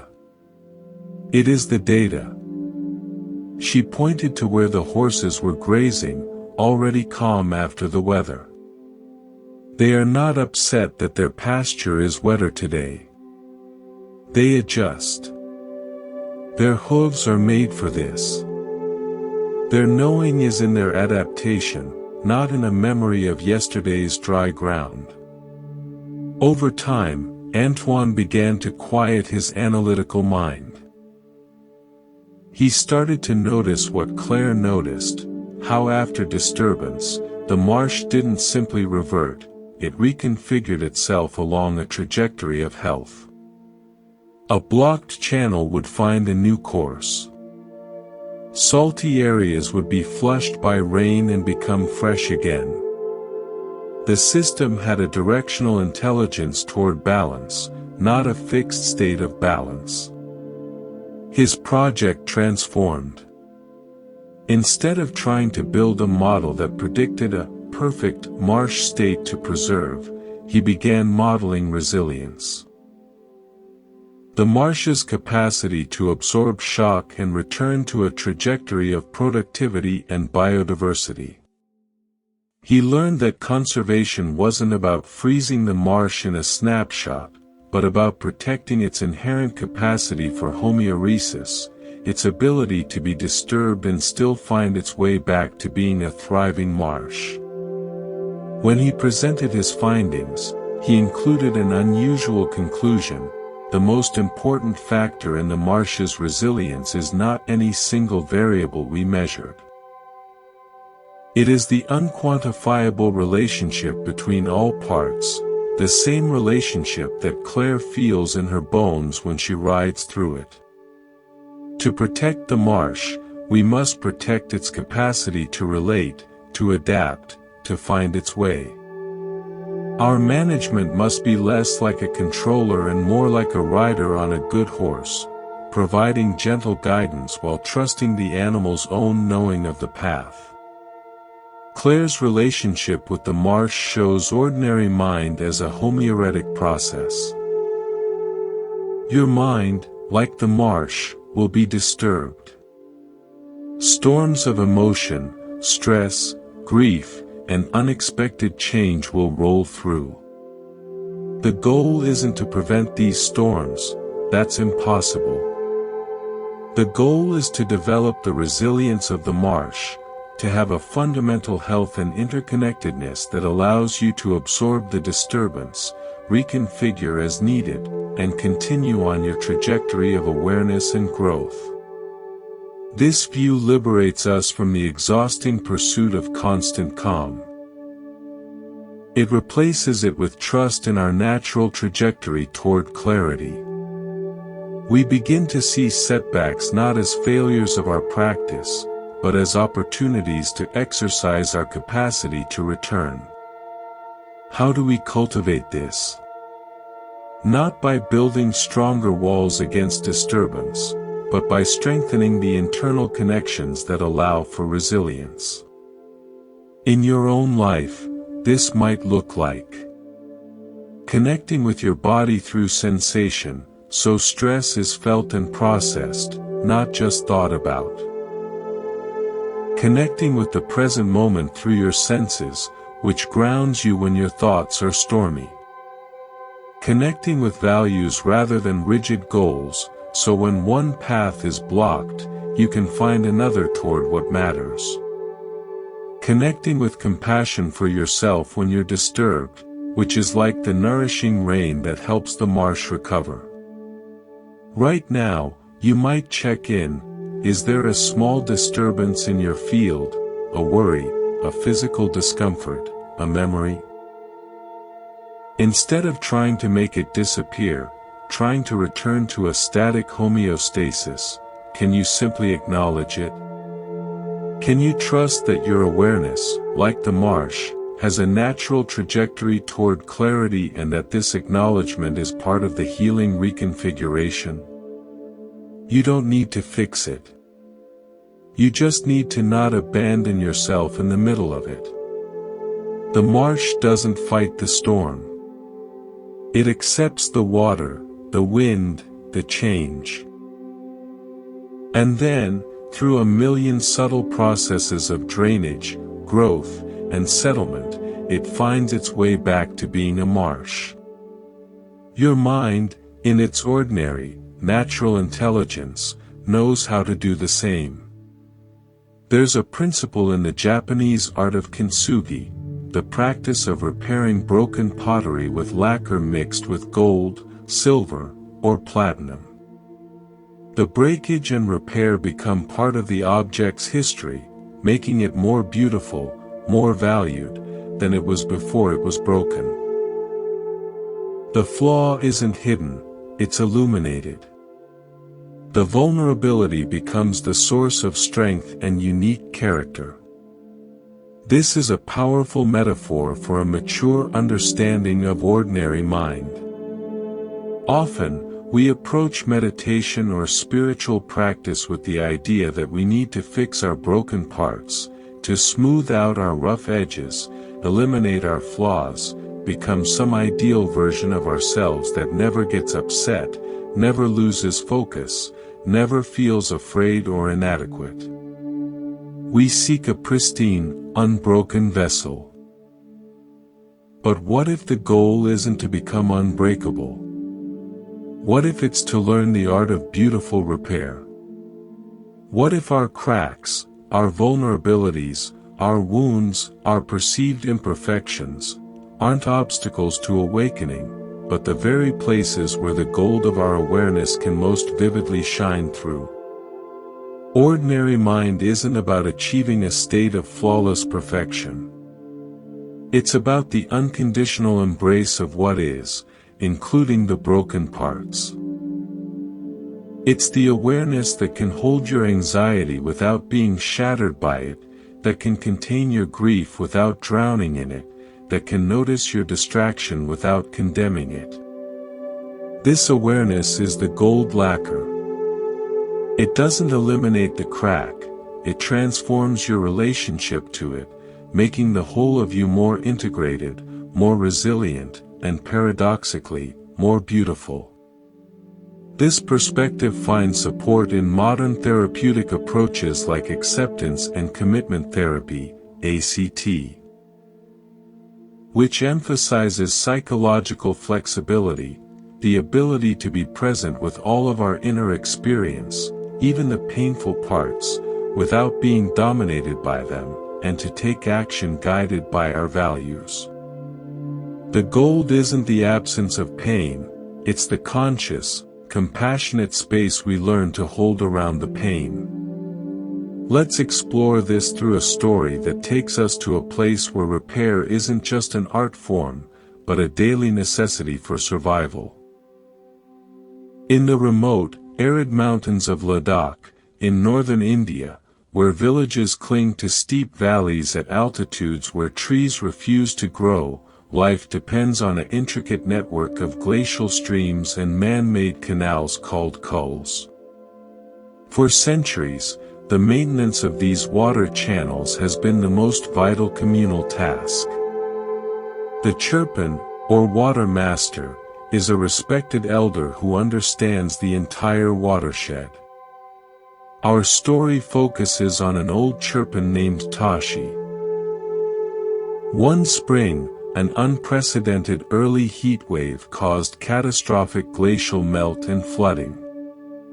A section of the main coal servicing several villages was completely washed away, leaving stones scattered and the earth scarred.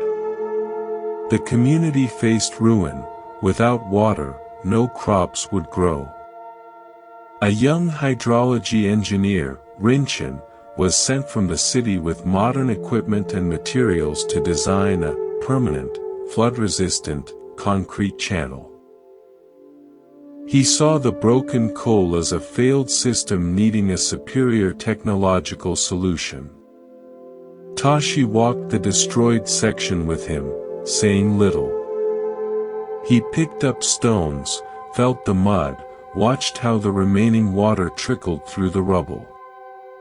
"We will repair it," he said finally. "With my concrete design," Rinchen stated confidently, unrolling his plans. Tashi shook his head gently. "No. With stones. With the same stones that are here. And with patience." Rinchen was aghast. "That's why it failed. It can't withstand another flood. My design will." "The mountain does not like concrete," Tashi said. "It is too rigid. When the water pushes again, the concrete will crack and shatter, and we will have no stones left to rebuild with. The stone channel knows how to break. It breaks in a way that tells us where the water wants to go. We listen, we move the stones, we rebuild. The channel learns from the flood. It becomes wiser. Concrete cannot learn." Despite his skepticism, Rinchen agreed to help with the traditional repair, if only to prove it would fail. For weeks, the entire village worked under Tashi's direction. They didn't simply rebuild the old channel. They observed how the floodwaters had actually flowed, and they adjusted the course slightly, using the flood's own path as their guide. They placed stones not for maximum rigidity, but for intelligent flexibility. Stones that could shift slightly under pressure without causing a total collapse. Tashi called it building with the memory of the water. When they finished, the coal didn't look like a sleek, modern canal. It looked mended. Obvious seams showed where new stones met old. The course had a gentle new curve. It was a testament to breakage and repair. Rinchen returned to the city, convinced of impending failure. But the next year's melt was even heavier. He rushed back to Ladakh, expecting devastation. Instead, he found the coal intact. In one section, a few stones had been displaced by the force, creating a small, natural spillway that prevented pressure from building up further downstream. The channel had adapted. It had learned. Tashi and some villagers were already calmly repositioning the stones, a minor repair that took an afternoon. Meanwhile, Rinchen learned that a concrete channel built in a neighboring valley on his colleague's design had indeed cracked catastrophically in the same flood, requiring a massive, expensive, and urgent reconstruction that had drained the community's resources. Sitting with Tashi after the repair, Rinchen understood. "The strength isn't in never breaking," he said. "It's in knowing how to repair. And in repairing, you make it stronger for the next time." Tashi nodded. "The water is the teacher. The break is the lesson. Our job is not to build a wall against the teacher, but to listen to the lesson. Tashi's wisdom shows us that ordinary mind includes the capacity for integrated repair. We will break. We will have cracks of heartbreak, failure, fear, confusion. The spiritual journey isn't about avoiding these cracks or pretending they don't exist.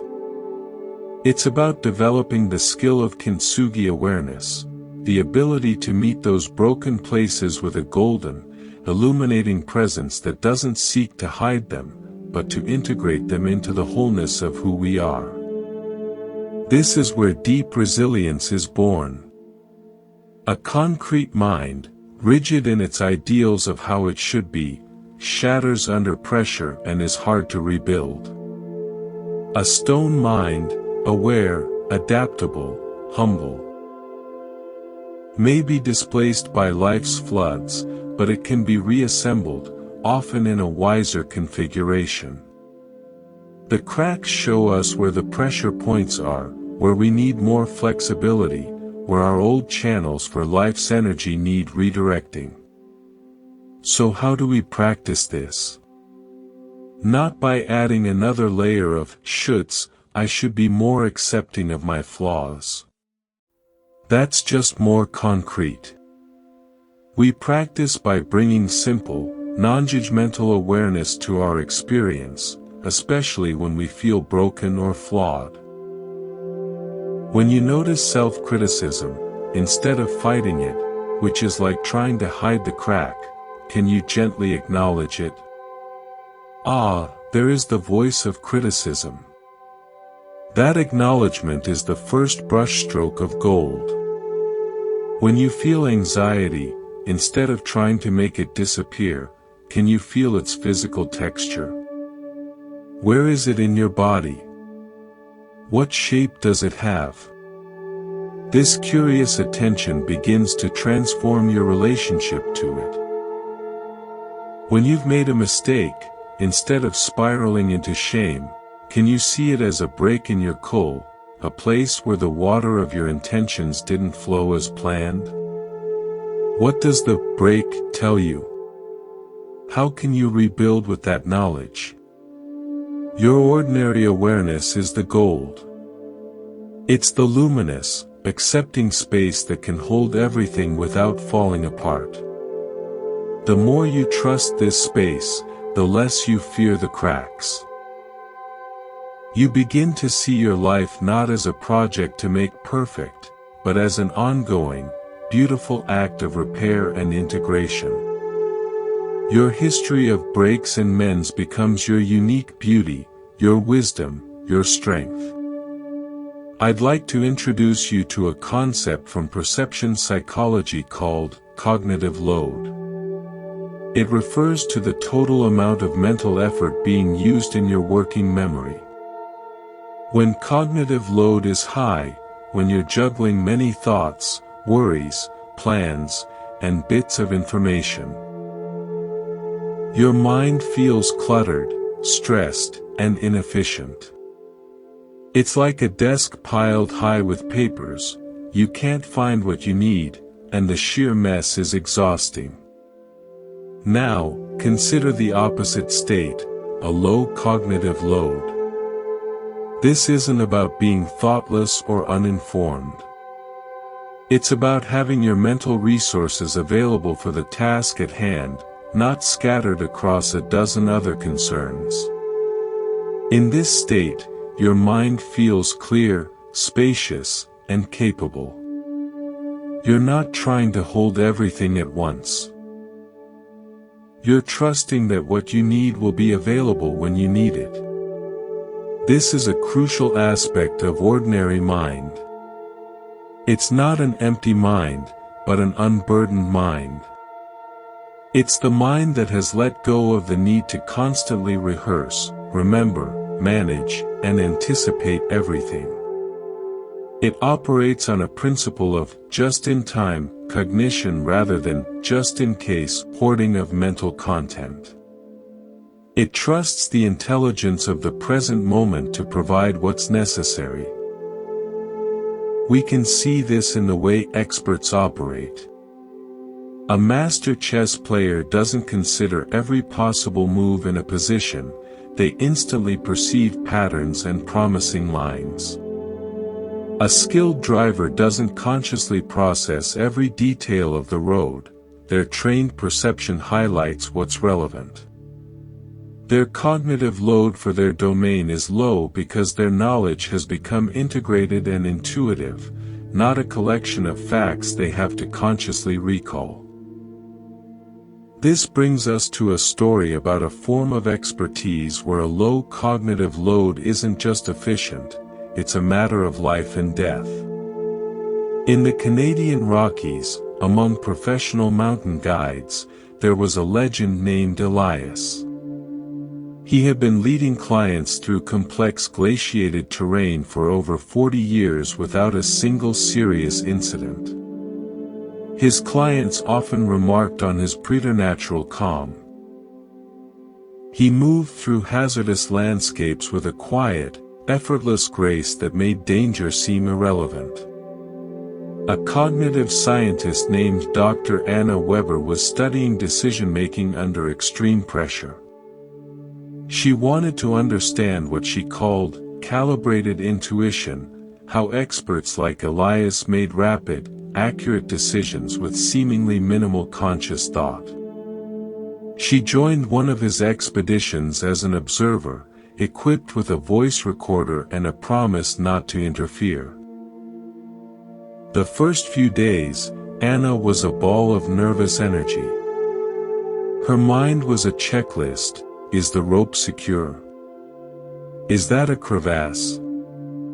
Is the weather turning?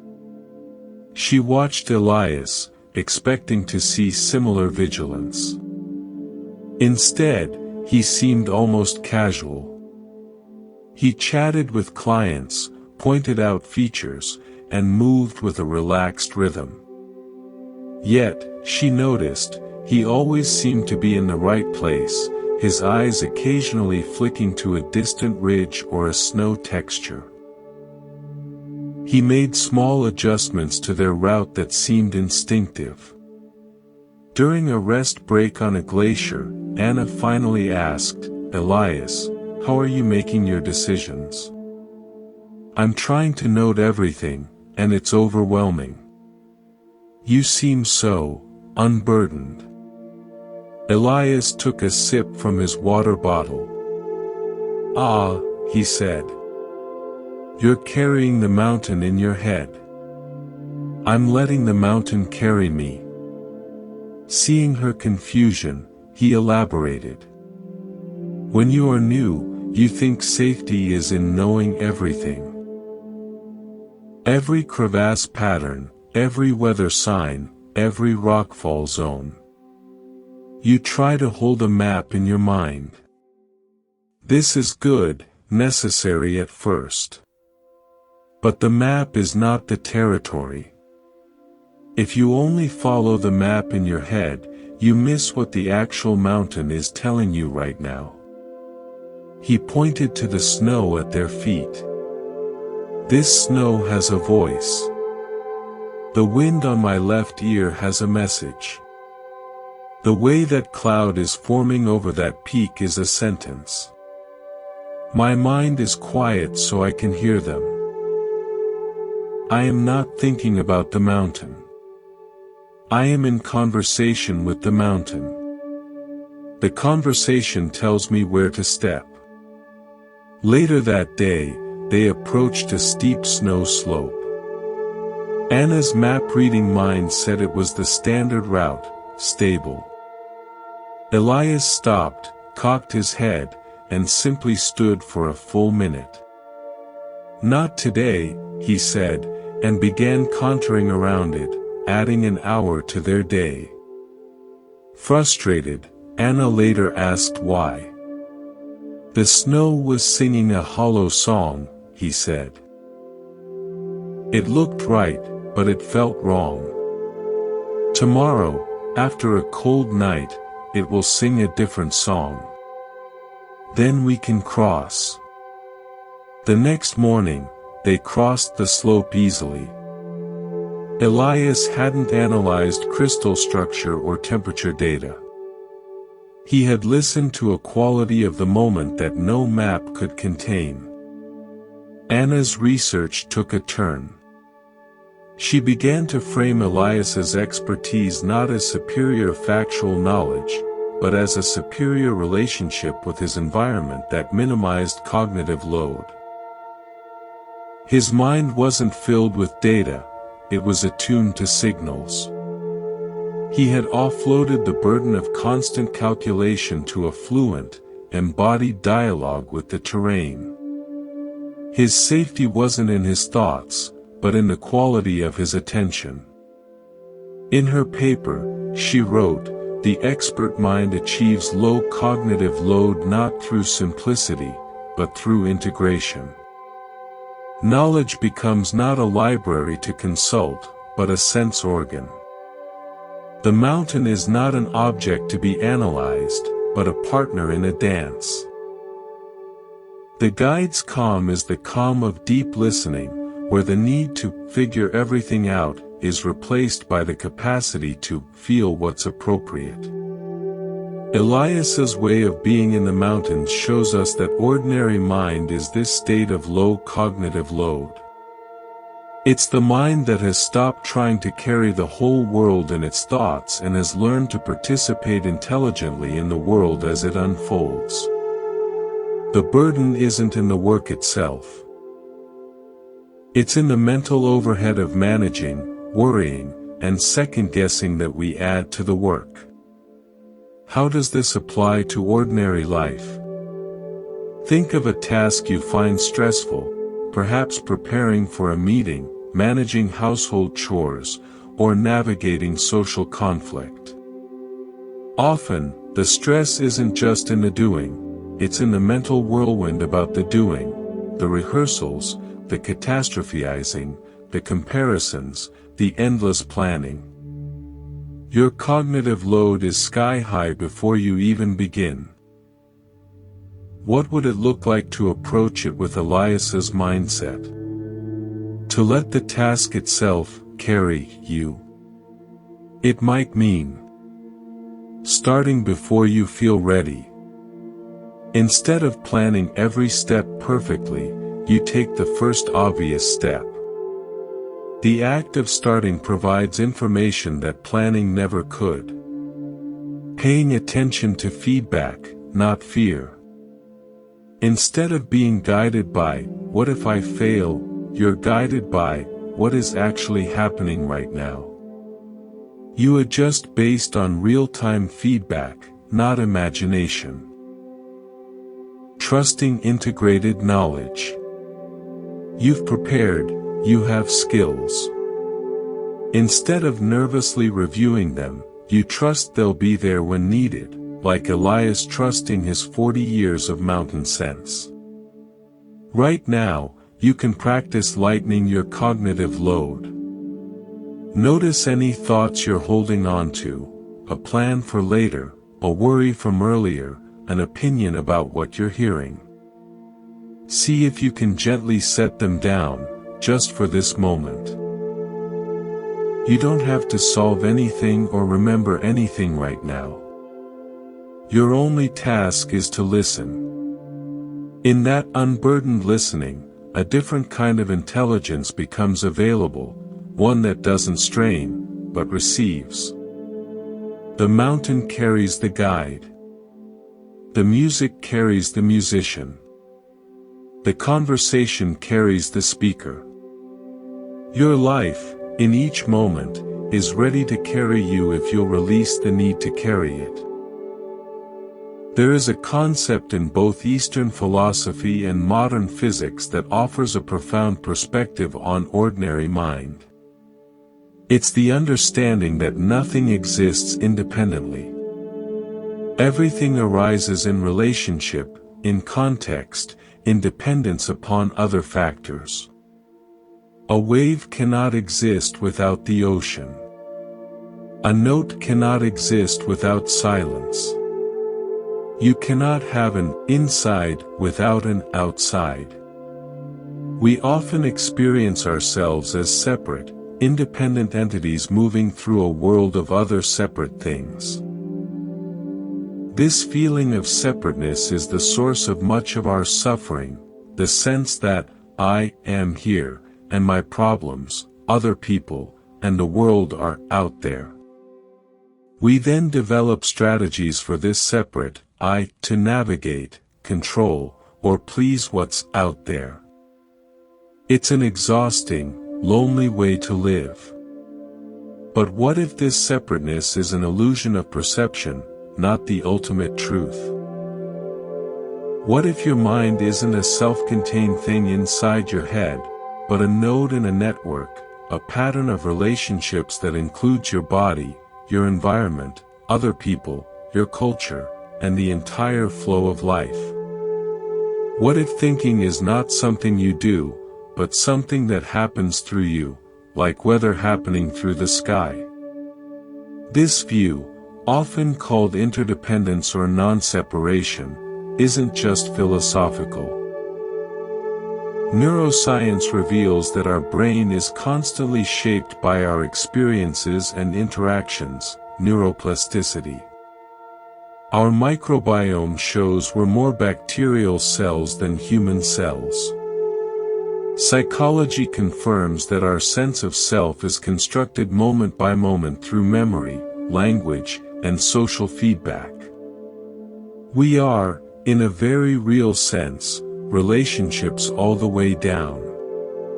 Ordinary mind, when deeply rested, begins to sense this truth. It doesn't feel like a lonely observer. It feels more like a particularly aware point in a vast, intelligent web. Thoughts feel less like my private property, and more like passing birds that happen to fly through the sky of awareness. Feelings feel less like my personal drama, and more like weather patterns moving through the climate of the body. This brings us to a story that takes place in one of the most explicitly interconnected ecosystems on Earth, a coral reef. In the warm, turquoise waters off the coast of Belize, a marine biologist named Matteo studied coral symbiosis. His particular fascination was the relationship between coral polyps and the microscopic algae called zooxanthellae that live inside their tissues. The coral provides shelter. The algae, through photosynthesis, provides over 90% of the coral's energy. It's a perfect, ancient partnership. One cannot thrive without the other. Matteo lived on a small research station, spending his days diving and observing. He had begun to notice something beyond the scientific data. When he was calm, moving slowly and breathing evenly underwater, the reef seemed to respond to him. Fish would approach curiously. He could sense the health of a coral colony not just by its color, but by a feeling, a vibrancy or a dullness he couldn't quantify. A journalist named Anya visited to write about climate change's impact on reefs. She was all sharp edges and urgency, her mind filled with alarming statistics and catastrophic projections. On their first dive together, she swam aggressively, her fins kicking up sand, her attention darting from her camera to her slate. The fish fled. Matteo motioned for her to slow down, to float, to just be. Back on the boat, she was frustrated.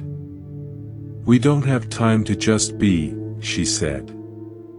"The reefs are dying." "They know they are dying," Matteo replied softly, looking at the water. "And our panic is not a gift to them. It is another form of pollution." He explained his unconventional hypothesis. "We think we are separate from what we study. We are observers with clipboards. But the reef doesn't know about clipboards. It knows about relationship. When I am in the water with fear or urgency, I am a predator, a disturbance. When I am there with calm attention, I become part of the ecosystem for a little while. I can feel more. The data is not just in my measurements. It's in the quality of the relationship between me and the coral. Skeptical but intrigued, Anya agreed to try it his way. The next dive, she focused on her breath, on moving with minimal disturbance, on letting go of her agenda to get the story. She tried to see herself not as a journalist on the reef, but as a visitor within it. A transformation occurred. As her mental chatter quieted, her perception widened.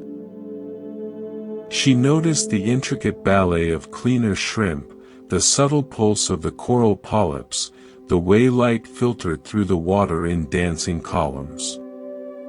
She wasn't just observing an object called the reef. She was experiencing a living, pulsing, interconnected reality of which she was a temporary part. The boundary between her and the water, between observer and observed, softened.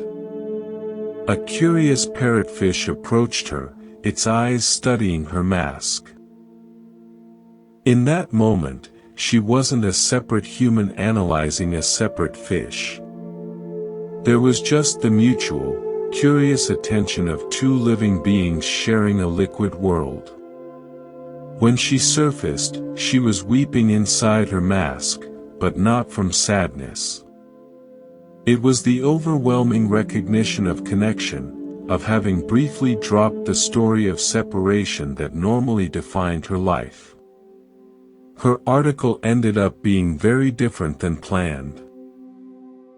It still contained the grim facts about bleaching and acidification, but it was framed within this experience of profound interconnection. She wrote, "To save the reef, we must first remember that we are not saving something out there. We are healing a relationship. The same alienation that lets us pollute the oceans is the alienation that causes our own inner sickness." The path to healing both might begin with the simple, humbling act of feeling ourselves as part of the whole, not apart from it. Mateo's and Anya's experience on the reef points to ordinary mind as relational field awareness. It's the mind that knows itself not as a separate thinker, but as an integral aspect of a larger scene. In this awareness, responsibility doesn't vanish, it transforms. You're no longer a separate manager trying to fix a broken world. You're a participant in a shared reality, and your actions arise from care for the whole, because you feel yourself to be part of that whole. How can we cultivate this sense in daily life? We can start by noticing the countless relationships that sustain us at this very moment. The air you're breathing was once part of trees, oceans, other people's breaths. The words you're hearing are vibrations in the air, shaped by my thoughts, received by your ears, interpreted by your brain. A seamless transfer of meaning across apparent separation. The feeling of your body is a conversation between bones, muscles, nerves, and gravity. When you drink a glass of water, can you feel your connection to the rain, the cloud, the river?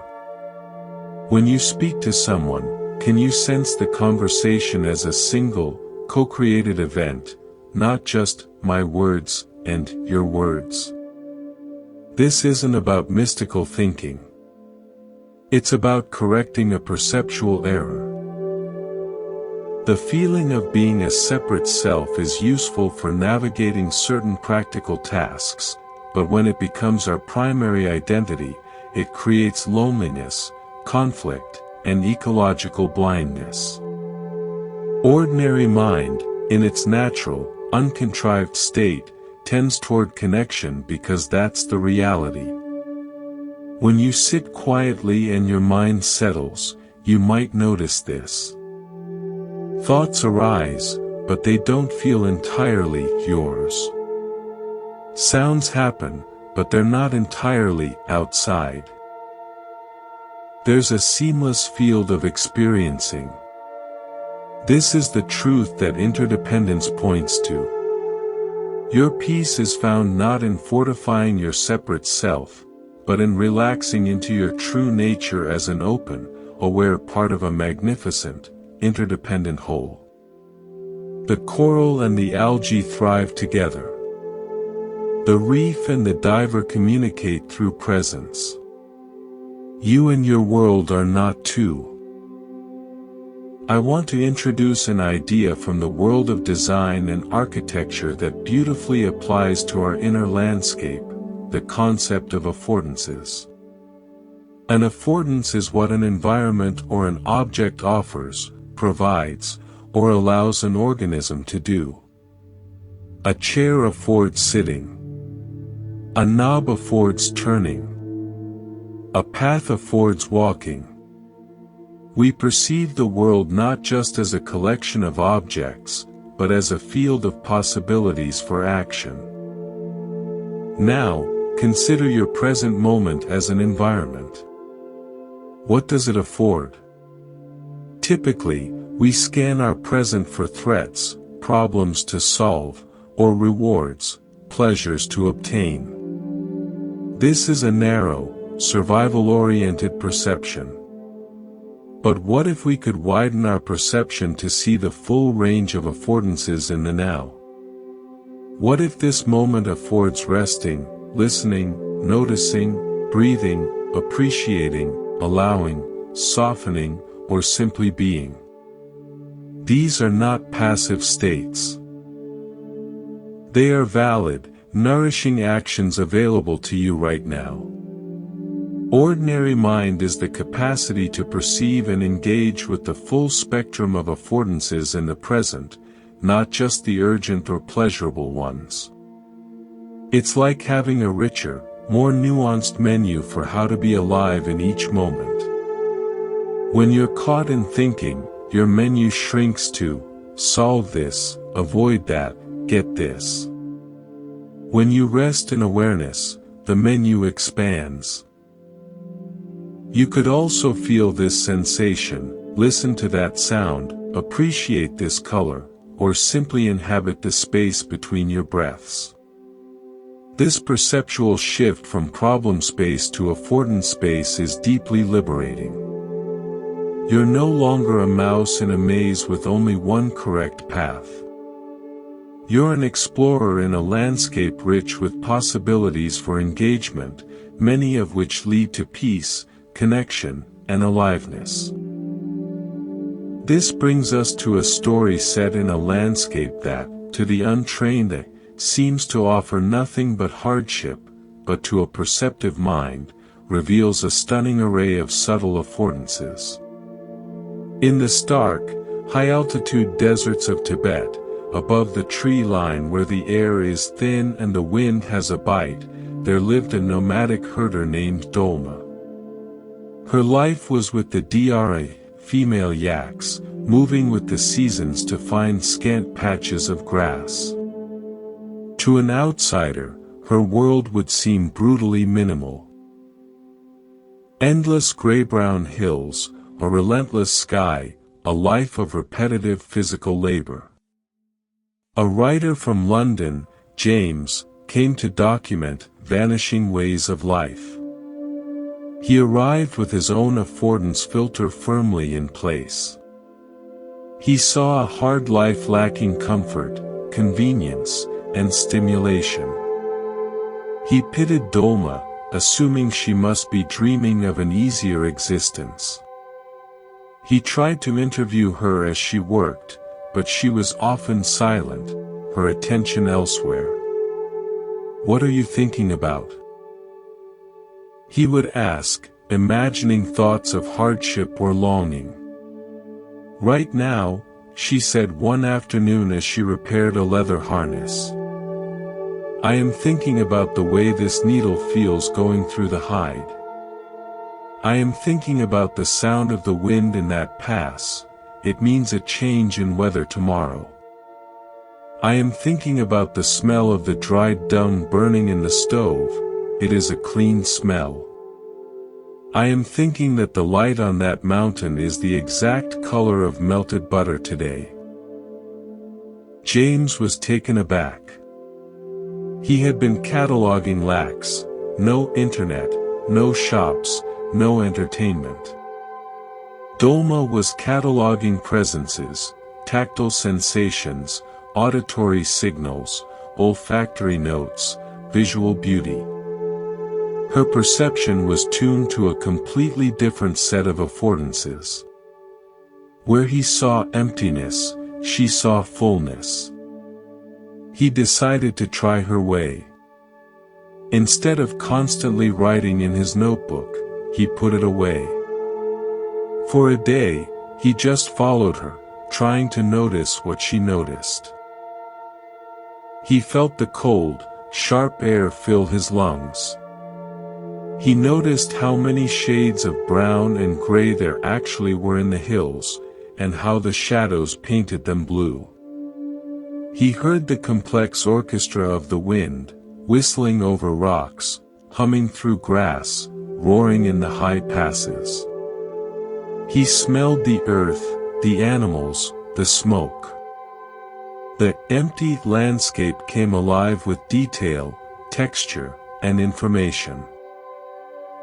One evening, as they drank butter tea, James admitted, I came here thinking your life was about endurance. But you don't seem to be enduring it. You seem to be conversing with it. Dolma smiled. The land speaks all the time. It tells you where the grass is sweetest by its color. It tells you where the water is safe by the stones around it. It tells you what the weather will do by the clouds and the wind's voice. My job is not to fight the land or wish it were different. My job is to listen and to respond. This, she gestured to the vast, silent expanse, is not poor. It is rich with instructions. If you are only looking for the instructions that say, buy this or go there, you will be lonely here. But if you listen for the other instructions, rest here, notice this, be grateful for that, then you are never poor, and never lonely. James's project changed completely. He wrote not about a vanishing way of life, but about a way of perceiving that modern life often renders invisible. He realized that our consumer culture trains us to perceive only commercial and social affordances, things to buy, status to achieve, blinding us to the experiential and relational affordances that are freely available in every moment, the affordance to feel, to connect, to appreciate, to simply be. He returned to London and found the noise overwhelming. But he remembered Dolma's lesson. Walking through a crowded street, instead of seeing only stress and rush, he tried to notice other affordances, the architectural play of light and shadow, the fascinating diversity of faces, the affordance to walk with a certain rhythm, the affordance to feel the solid ground under his feet. His experience of the same city began to transform. It was no longer just a machine to grind through. It became a living landscape he could interact with in richer, more peaceful ways. Dolma's way of life demonstrates ordinary mind as affordance-rich perception. Her awareness wasn't empty, it was engaged in a continuous, subtle dialogue with a world that offered endless meaningful signals, once you learned its language. Her peace came not from having everything she wanted, but from wanting what everything offered. We can apply this to our own lives, no matter our circumstances. Your present moment, right now, is filled with affordances beyond the obvious ones of listen to this podcast or think about what's next. It affords you the opportunity to feel the support of the surface beneath you. Notice the play of temperature on your skin. Observe the movement of your breath without changing it. Listen to the layers of sound in your environment. Appreciate the simple fact of being conscious. When you're anxious, the anxious mind sees only one overpowering affordance: worry about this. But if you can widen your gaze, you might also notice the affordance to feel the anxiety as a physical sensation, the affordance to breathe into the tightness, the affordance to ground yourself in your senses. You haven't solved the problem, but you've changed your relationship to it by engaging with different affordances in the same field. This is a practical path to contentment. Contentment isn't getting everything you want. It's wanting what you already have access to. It's recognizing the wealth of affordances in the ordinary fabric of your existence. Right now, pause for just a moment.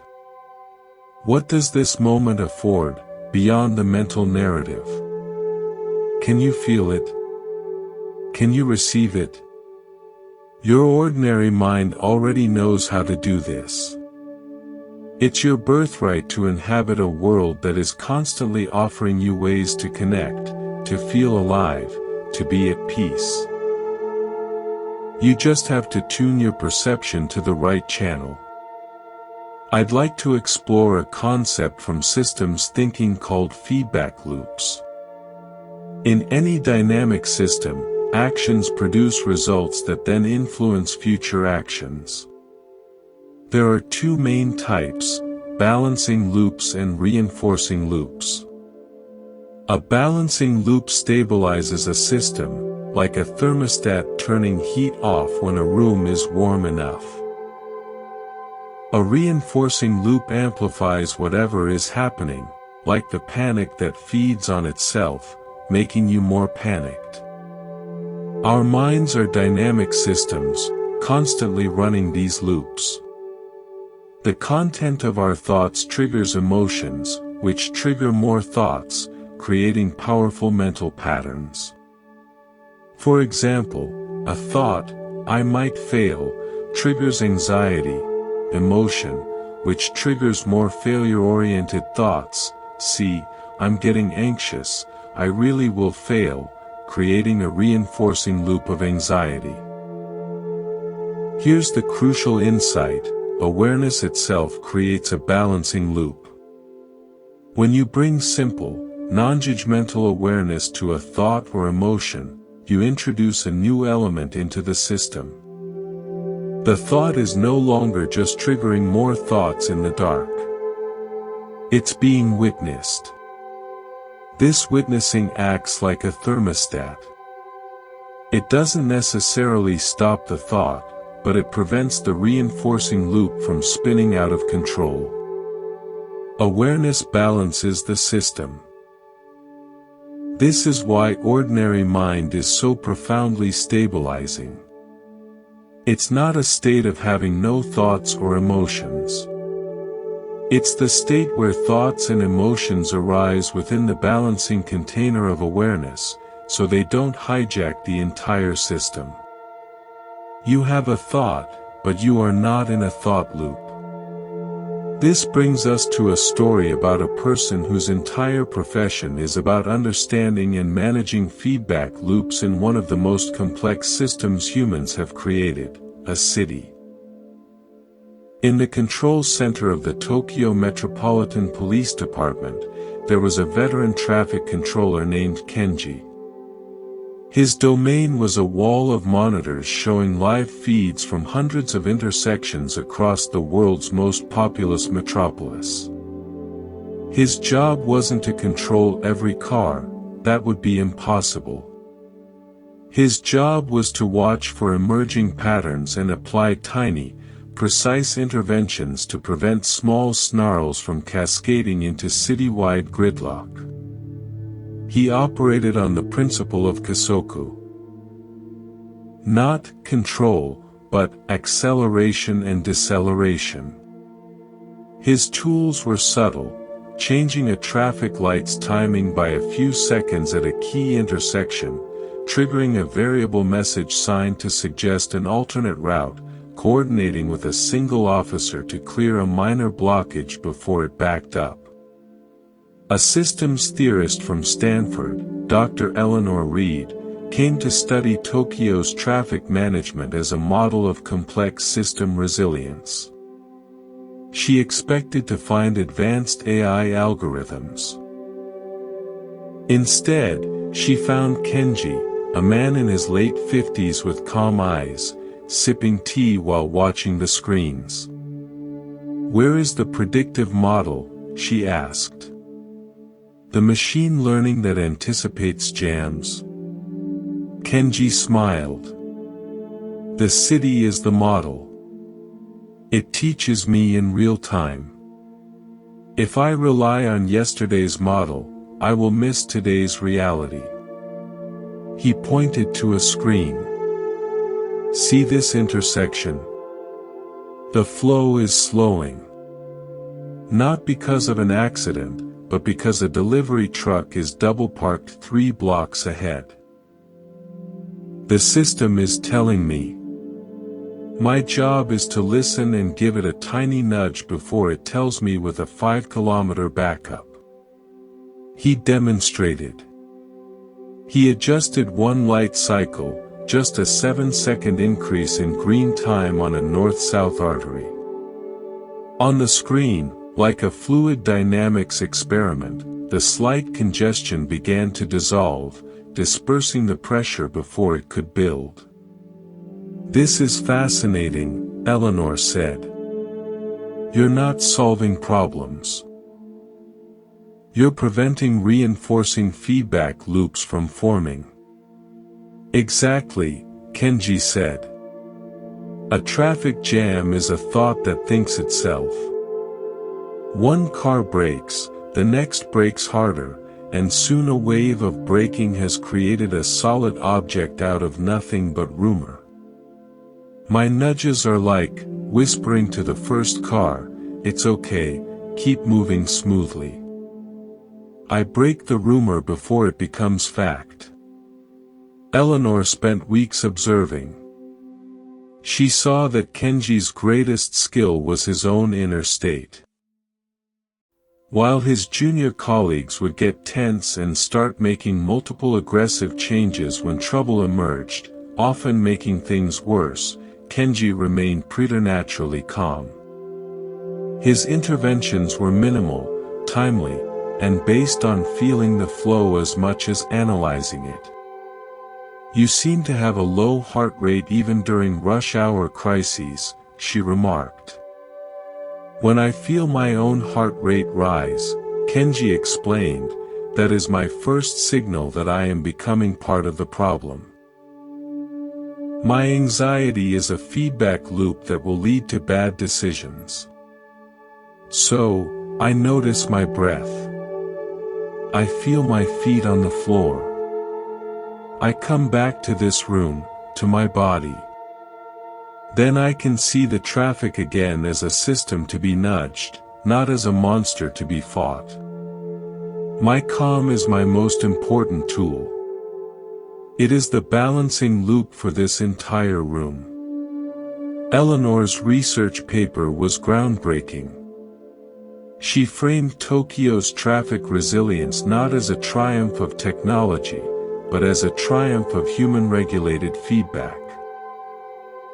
The key was the human in the loop whose own awareness acted as a master balancing mechanism, preventing the system, and the controller's own mind, from spiraling into reinforcing cycles of chaos. Kenji's work is a powerful metaphor for managing the traffic of our own minds. Our mental and emotional life is a complex system of intersecting feedback loops. A worry can trigger physical tension, which fuels more worry, reinforcing loop. A moment of self-criticism can drain energy, leading to less effective action, leading to more self-criticism, another reinforcing loop. Ordinary mind, the simple, steady awareness, is your inner Kenji. It sits in the control center, not trying to drive every car, control every thought, but watching the patterns. When it sees a reinforcing loop beginning, the first hint of anxiety, the first spark of self-critical thought, it doesn't panic and try to smash the system. It applies a gentle, timely nudge. Noticing the thought without buying its story.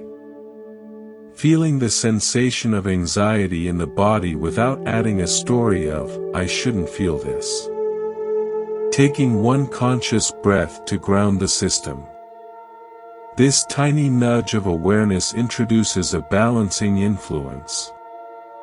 It breaks the rumor before it becomes a fact, before the thought loop becomes a traffic jam of distress. You can practice this right now. Is there a minor mental snarl present?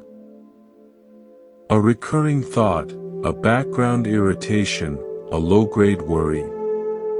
Instead of engaging with it, which adds more traffic, or fighting it, which creates a collision, just bring the Kenji-like awareness to it. Notice it. Acknowledge its presence. Give it a little space. Often, that simple, non-reactive acknowledgement is the 7-second adjustment that allows the flow to resume. Your awareness is the ultimate balancing loop. It doesn't need to be loud or forceful.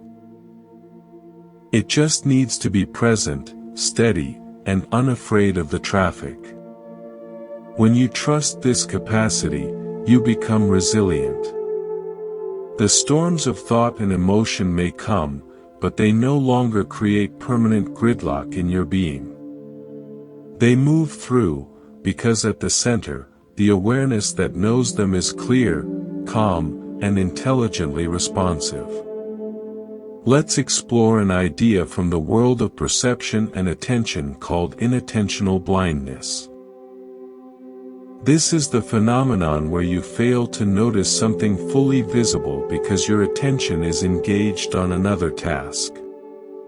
In the famous, invisible gorilla experiment, viewers counting basketball passes often completely miss a person in a gorilla suit walking through the scene. Their focus on the task creates a blindness to the unexpected. We suffer from a form of inattentional blindness almost constantly. Our attention is captured by the task of our thinking. Planning, worrying, remembering, analyzing. While focused on this mental task, we become blind to the actual, direct experience of being alive in the present moment. We miss the gorilla of immediate sensation, of feeling, of the simple miracle of consciousness itself, because we're too busy counting the passes of our thoughts. Ordinary mind is what happens when you stop the counting task. It's not that you become passively empty. You simply shift your attention from the narrow track of thought content to the wider field of present experiencing. The gorilla, the rich, vivid, ever-present reality of now, was always there. You just weren't looking for it, because you were too busy with your mental assignment. This shift has a dramatic effect. The world seems to come alive with detail, color, and texture you had overlooked. Sounds become more nuanced. The body's sensations become a landscape to explore. Even difficult emotions, when met with this open attention rather than reflexive thinking, lose their monolithic, threatening quality and reveal themselves as complex, passing weather patterns. You cease to be blind to your own life. This brings us to a story about a person whose vocation requires the defeat of inattentional blindness as a matter of professional necessity. In the quiet, hallowed halls of the British Library's Conservation Department, there worked a woman named Ilara who restored medieval illuminated manuscripts. Her work was microscopic.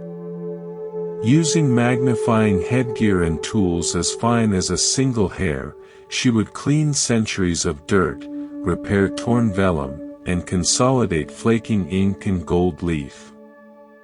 A single capital letter could take a week. Her greatest skill, she said, was not in her steady hands, but in her perception.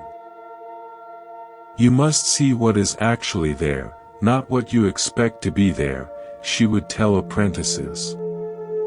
If you look at a page and see a decorated letter A, you will miss the hairline crack in the blue pigment, or the almost invisible mold spot that will eat the page in 10 years.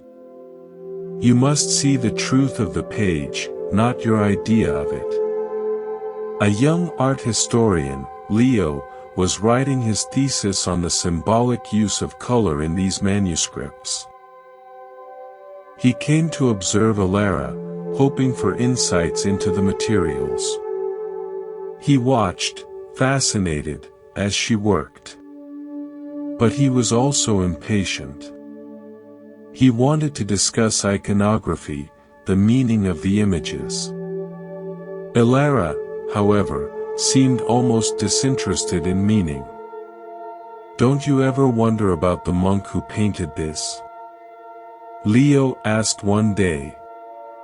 What he was thinking, what this dragon symbolizes. Ilara didn't look up from her work light.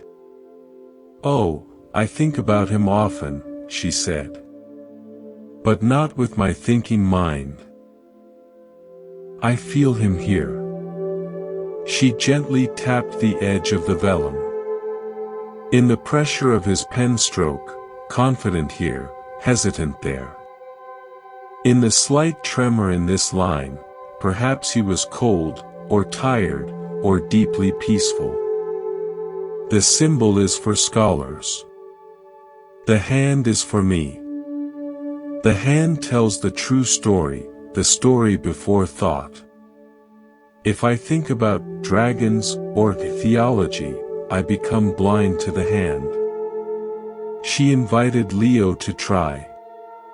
She gave him a simple task. To use a soft brush to remove dust from a non-illuminated margin. Don't think cleaning, she instructed. Think meeting. Meet each fiber of the vellum. Meet each grain of dust. Your attention is your brush. Leo tried. At first, his mind was full of thoughts about doing it right, about not damaging the priceless page. His movements were stiff. Then, he remembered her words, meet each fiber. He let go of the goal and simply paid attention to the sensory experience. The whisper-soft bristles against the rough texture of the vellum, the slight resistance of ancient dirt, the way the light changed on the surface as it cleared. His mind quieted.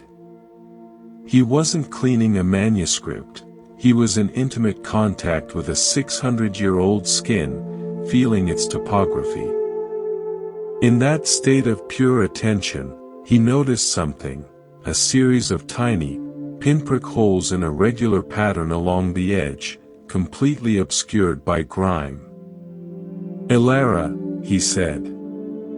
What are these? She looked through her magnifier.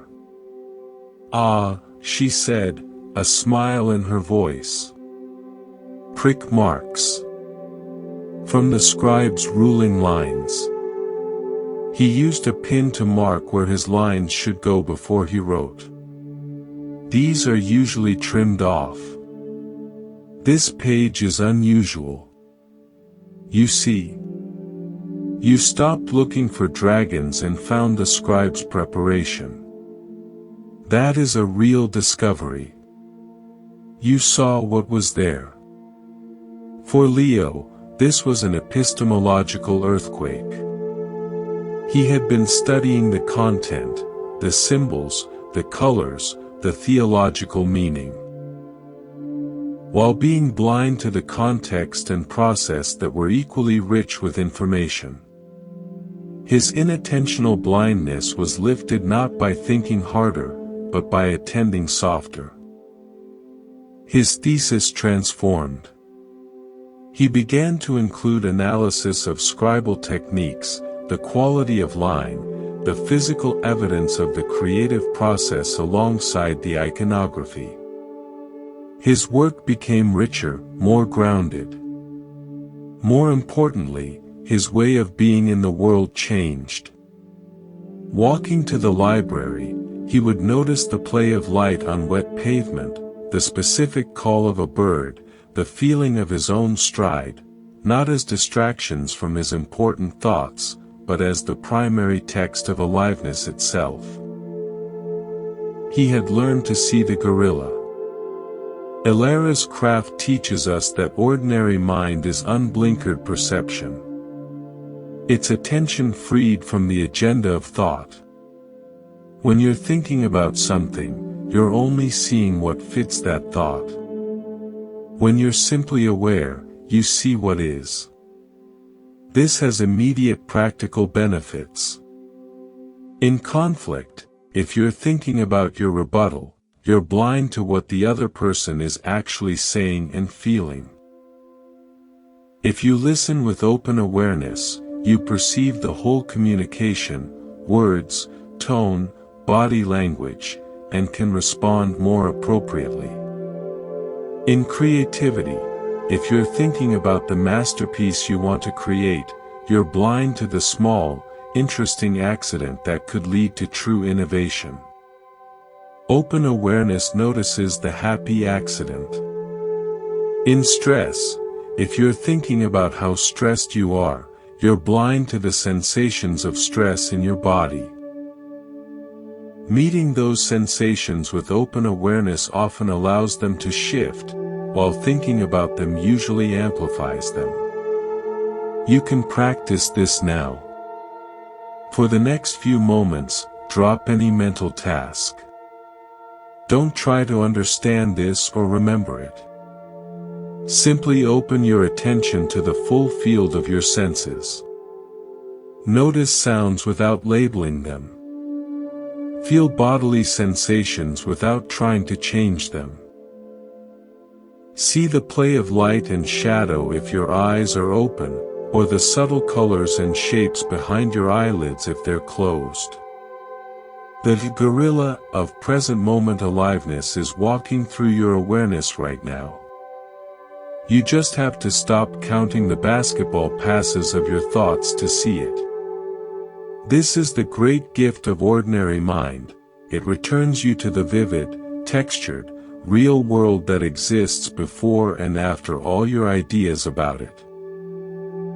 It's the end of inattentional blindness and the beginning of direct intimacy with your own life. As we arrive here, let's gently release any expectation of a grand conclusion or a final, secret teaching.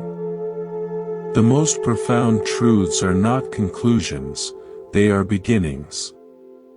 They are not secrets to be revealed, but realities to be recognized, again and again, in the freshness of each moment. Let me offer you one final metaphor, one I've carried for years. Imagine a vast, clear, night sky. This is your fundamental awareness. Throughout our time together, we've talked about the stars, the clouds, the moon, the thoughts, emotions, and sensations that pass through. We've explored how to see the sky itself, not just the weather within it. But there's one more thing about a night sky that is so obvious we forget to mention it. It is already here. You don't create it. You don't have to go somewhere to find it. Even on the cloudiest day, the sky hasn't gone anywhere. It is the ever-present ground of everything. Your awareness is like that. It is the ground of your being. It is not an achievement. It is not the result of years of practice. Practice can only help you clear away the clouds of identification, the habit of mistaking yourself for a passing star or a storm cloud. But the sky itself, you are that. You have always been that. This recognition is not an intellectual understanding. It is a felt sense. It's the feeling you get when you stop trying to be aware and realize you already are awareness.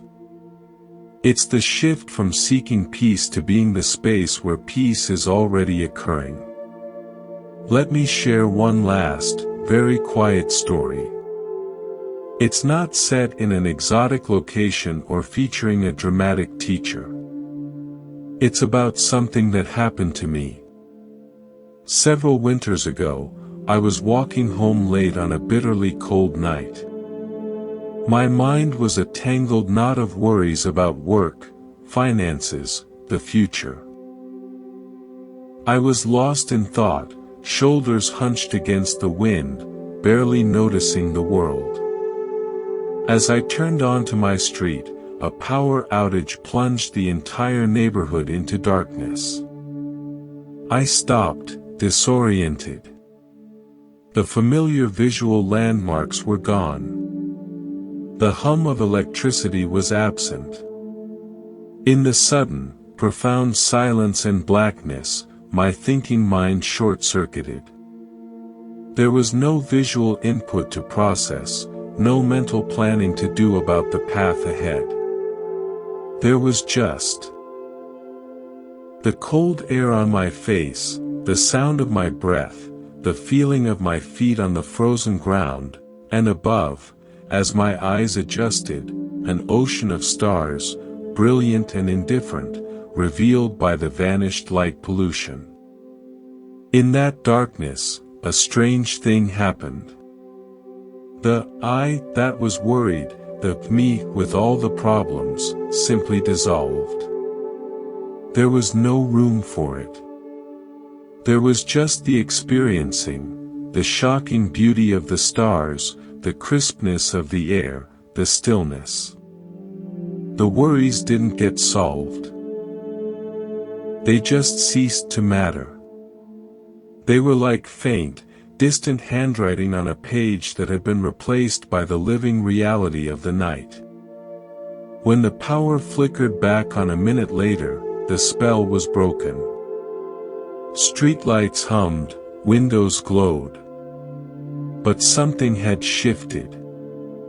I walked the rest of the way home not as a burdened thinker returning to a refuge, but as a curious part of the night itself, carrying that stillness within me. The sky of awareness had been revealed not by adding light, but by the removal of a different, distracting kind of light. That night taught me the essence of what we've explored. Ordinary mind is most easily found not by what you add, but by what you stop doing. You stop conflating yourself with your thoughts. You stop trying to illuminate everything with the harsh flashlight of problem solving. You stop, and in the stopping, the natural, starlit clarity of your own being is revealed. We've traveled through many stories and landscapes, from Icelandic fishing nets to Tokyo traffic control, from coral reefs to medieval scriptoria. Each story was a finger pointing at the same moon. The moon is not in the story, The moon is your own aware presence. The potter in Kyoto wasn't teaching us about clay, she was pointing to the complete absorption that ends separation. The lighthouse keeper's daughter wasn't teaching us about storms. She was pointing to the primacy of necessary action over internal commentary. The clockmaker in Interlaken wasn't teaching us about time, he was pointing to the natural rhythm we override. The mountain guide wasn't teaching us about safety, he was pointing to the intelligence of participatory listening. The reef biologist wasn't teaching us about coral, he was pointing to the illusion of separateness.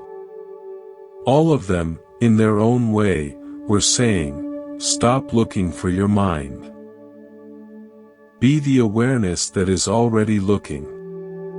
This is the final invitation, and it is for right now.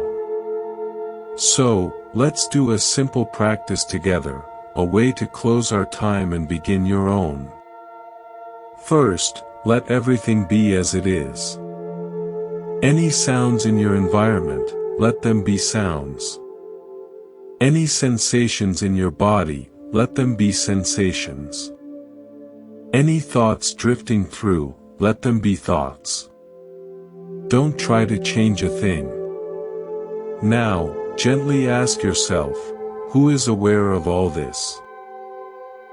Don't search for an answer in words. Don't look for a thing called me.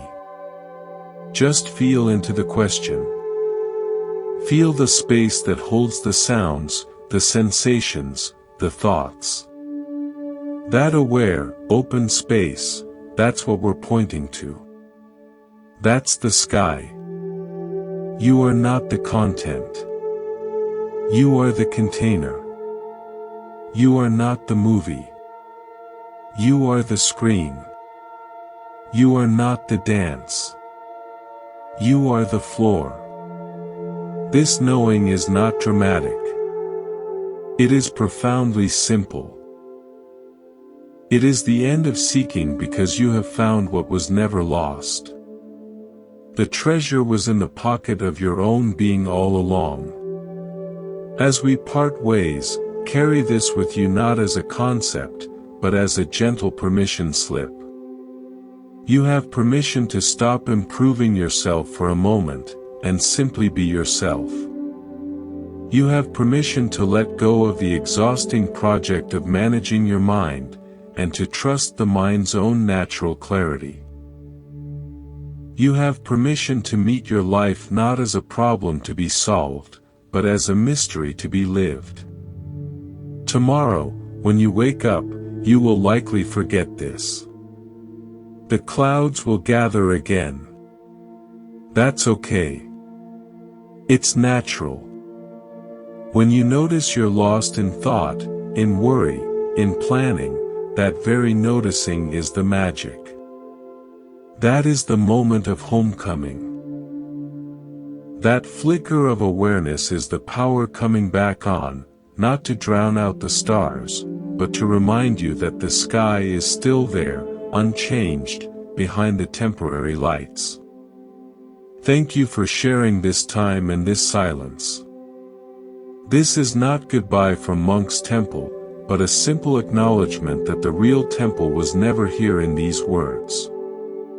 It is in the awareness that heard them. It is in you. It is you. Go gently. Rest deeply. And remember, you are already home.